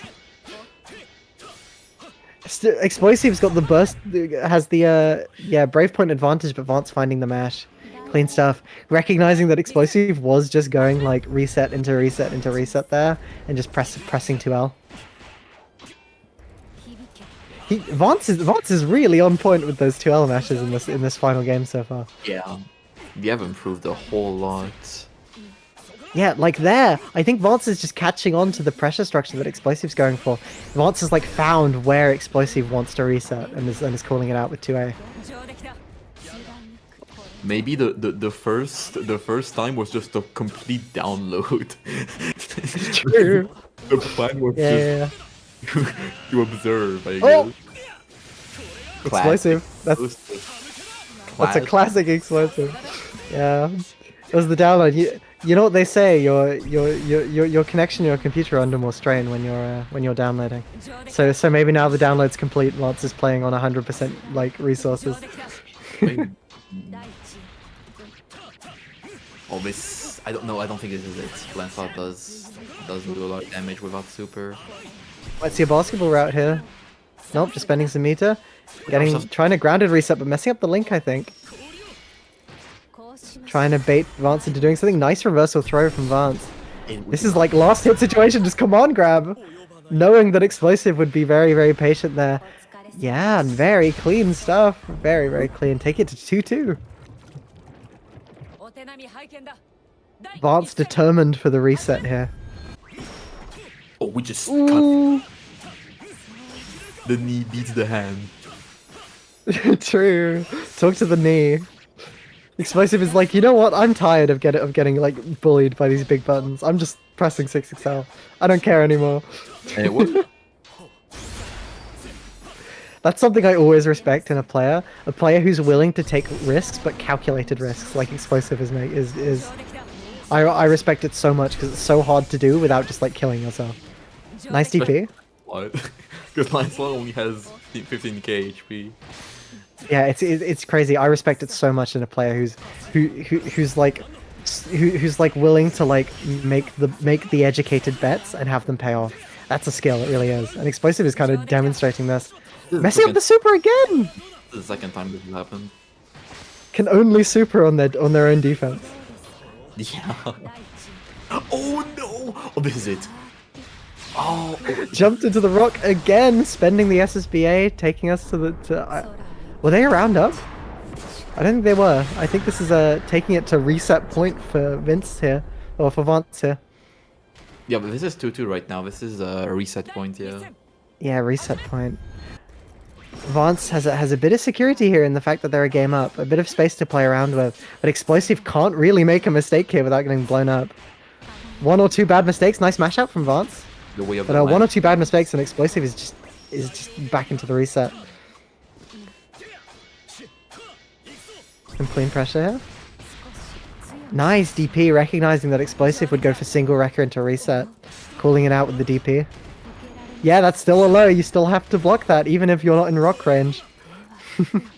Tried to roll the fireball. I like the little adaptation. Didn't quite work out though. Nice Oh. throw tech from Vance. Oh, we just don't care. Just doesn't even care. Recognizes that the 5U had already hit, and they could just like run under the rock. Doesn't have to care. Messes up the punish. Unlucky. Both whiffing throw. Is there a name for that situation? Explosive is just okay. I was about to say Explosive is just he's getting the hits, but he's not like converting. But now he Yeah, is. he's really struggling to hit confirm some of these hits. Does this finish it off? No. Hopefully. Barely not like one interaction away. Can possibly just chip him out. VCs recognizing they don't want to deal with the chip. They have the chance to deep. Oh my god! Oh yeah, you can't. Yeah. Yeah, they know that that's not frame 0 after flash. You can jump that. Oh, just go in. We are Yeah, on him. go straight in. Explosive fired up now that it's a tournament point on their side. Going for some pressure, trying to get the throw. Very nice spacing, just staying out of the range of Vance's buttons. DPing them back in the corner, not letting Vance have any tiny bit of offense here. Oh, we just get caught by Come on, that. grab. Under the damage.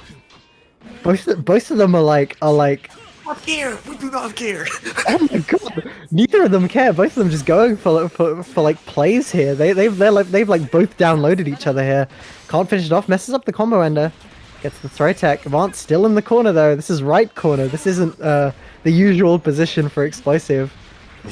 Has rock up. Keeping the plus frames on. Talk to the hand. Goes for a jumping reset. Both of them whipping throw. Ooh. This is so dangerous. Explosive just needs one decent hit. Anything. Goes for a random super. Oh, gets punished for it. Jeez. That was. Oh my god, my heart was racing. That was tense. That was tense. Vance thought they were the other person. They thought they were Explosive. They thought they could go for the random super, possibly trying to catch like an approaching option, because Explosive had shown that they were willing to make like big plays, like big risky plays at the start of the game when they immediately approached. I think Vance was trying to catch that, but I think it was the wrong decision under the nerves. They were like full screen away from you. Yeah. That's unfortunate, but you know, taking it Grand Finals, didn't manage to get the reset, but taking it to Game 5, final round. Congratulations to Explosive for showing that like you can super out of block stun 500 times and still win tournaments. Congratulations for winning EU Training Grounds number 21. Crazy stuff. Incredibly well done, and congratulations on your graduation. Vance putting up a crazy fight though, taking it to the bitter end, but barely not managing to get that reset, showing us how adaptable of a player they are, and making this run back into the grand finals, but just barely not managing to get that reset. Very well done, and congratulations on a second place, a hard fought second place as well. Very, very well done. Especially with the adaptation, I was on the edge of my seat. Bro. The sheer difference between their first like bout was night and day. Like this came down to the very wire. I came out to the very wire, and you could see Explosive starting to like hesitate a bit, and they're like, "Oh damn, this Vance person has adapted so well," and they're making me like have to change my own game plan, and you know that's just what you love to see in a fighting game like this, especially in like a grand finals, is like both players like pushing each other to their limits, making them have to change how they play, making them have to adapt, and you know. In my opinion, that's the line between beginner and like beginner intermediate to like expert intermediate and expert, is like being able to make those like to recognize habits in your opponent's offense and adapt.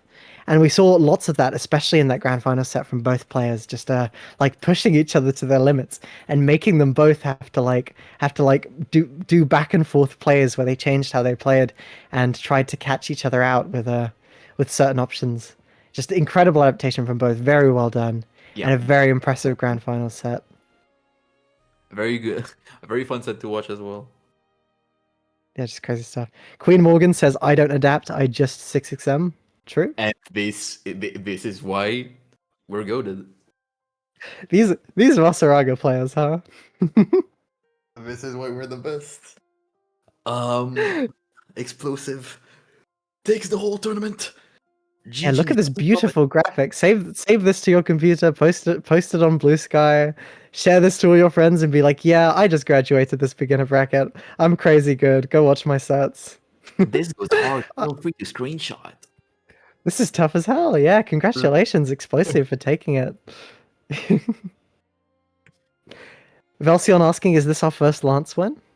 I don't know. Don't know. I don't know.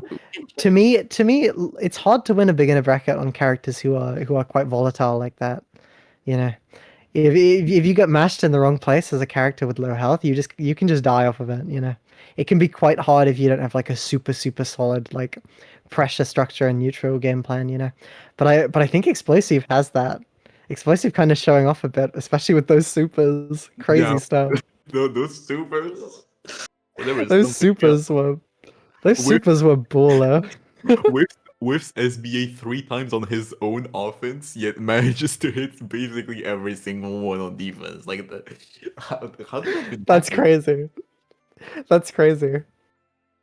Legitimately has more control over the opponent's controller than their own. I respect it. That's like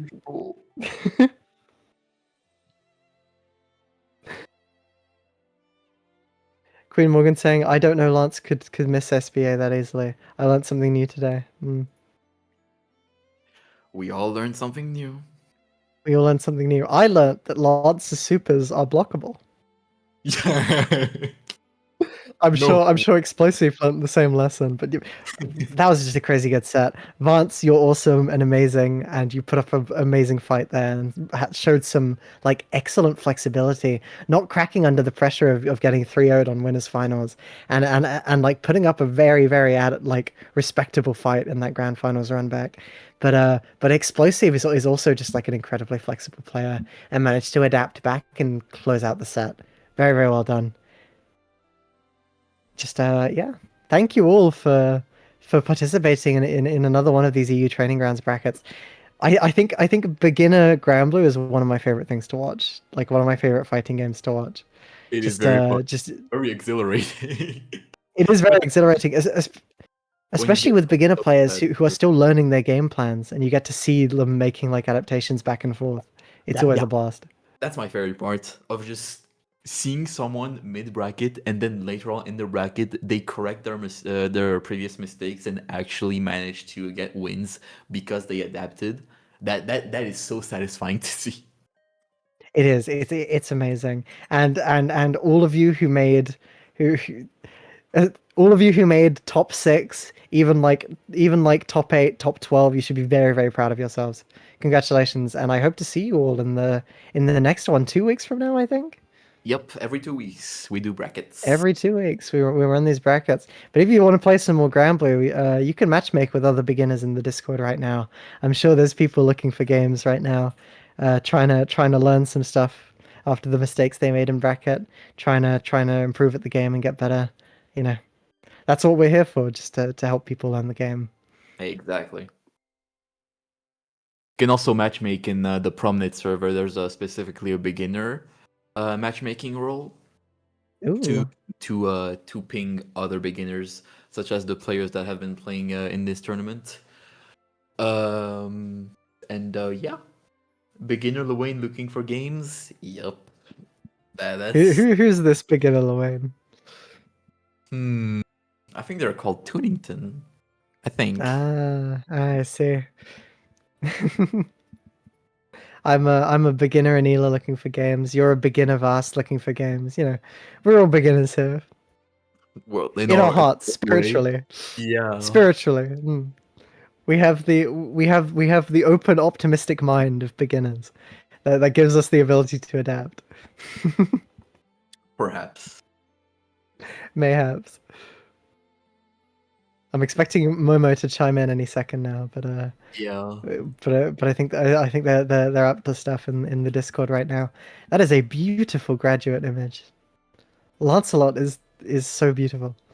Thank you, Cordelius, by the way. Cordelius is the one who's making all of these Ooh, thank you, Cordelis. Very cool. on the art team for EUTG. EUTG art team. Hi.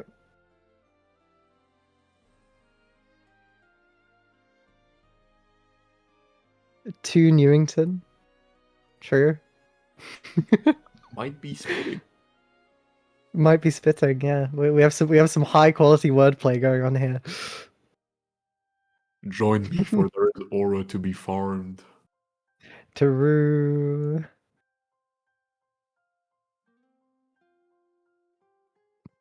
Momo's just running in place on that grind. Oh, there he is. Hello. I hope you. Yeah. Did you enjoy watching the bracket? That was a pretty hype top 6, if I do say so myself.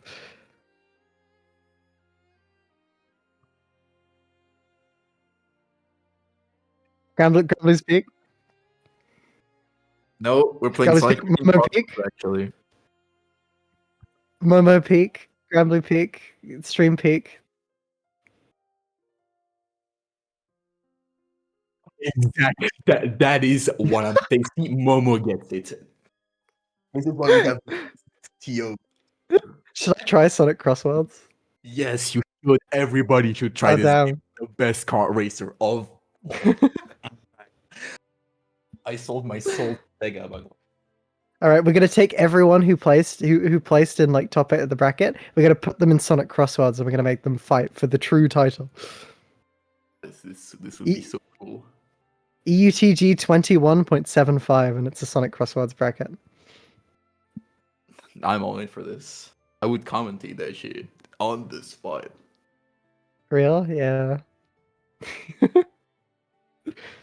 Morgan in the chats. Are we going to watch first to 100 between Rose and Nitro now? Oh lord, I'd lose that so hard. That first to 100 would be 100 games. I'm not gonna lie, I'm rusty as hell. Literally before commentating here, I made 7th in a multi bracket. I was like, I'll go 0-2, it'll be fine, I'll make it in time for commentary. And then I was like, oh damn, I have like 15 minutes and I'm supposed to be playing my game. Uh-oh. Well, good job still for making top 7. I have to lock in and play in Duncan Yips. Yeah. Explosive. I expect to see you in Duncan Yips next week.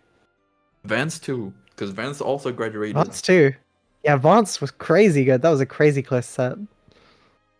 I expect to see both of you in Duncan Yips. It'll start off as a bit of a steamroll, but that's how you learn, you know. It's the big jump from beginner games to the feeding pool, you know, for where all the sharks live. Gotta get washed to get clean, as they say. Gotta get washed to get clean. It's true. With that being said, do you have anything else to add? Me? This game's cool. Everyone who plays top 6, congratulations. It was genuinely a blast to watch. And I hope to see you all in other brackets and chatting in the Discord and all sorts.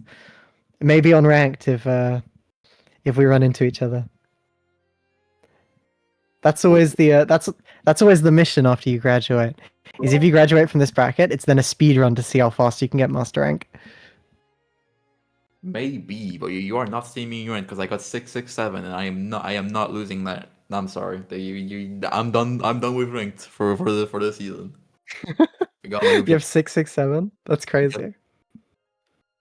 Crazy stuff. Anyways, that's my last comment. Love you guys. It's been fun. Same here. It has been Nitronoir. I am signing off, and we're giving it back to Momo to finish the whole thing. So thank you for checking us out, and yeah, thank you for watching. See ya. That was handing this off to Momo. thank you so much, everyone, for joining. It was lovely to have you. And yeah, the next bracket will be in 2 weeks. Wait. Yes, you can hear me now. I messed up last time. Yes. There'll be a bracket in 2 weeks. And hopefully this month we will also have a team bracket coming up. I think Rat will announce it one of these days when he has time. So that's the next big event that is coming up for either this month or in May. We'll see. But yeah, thank you, everyone. And I will see you on the next one. Bye-bye.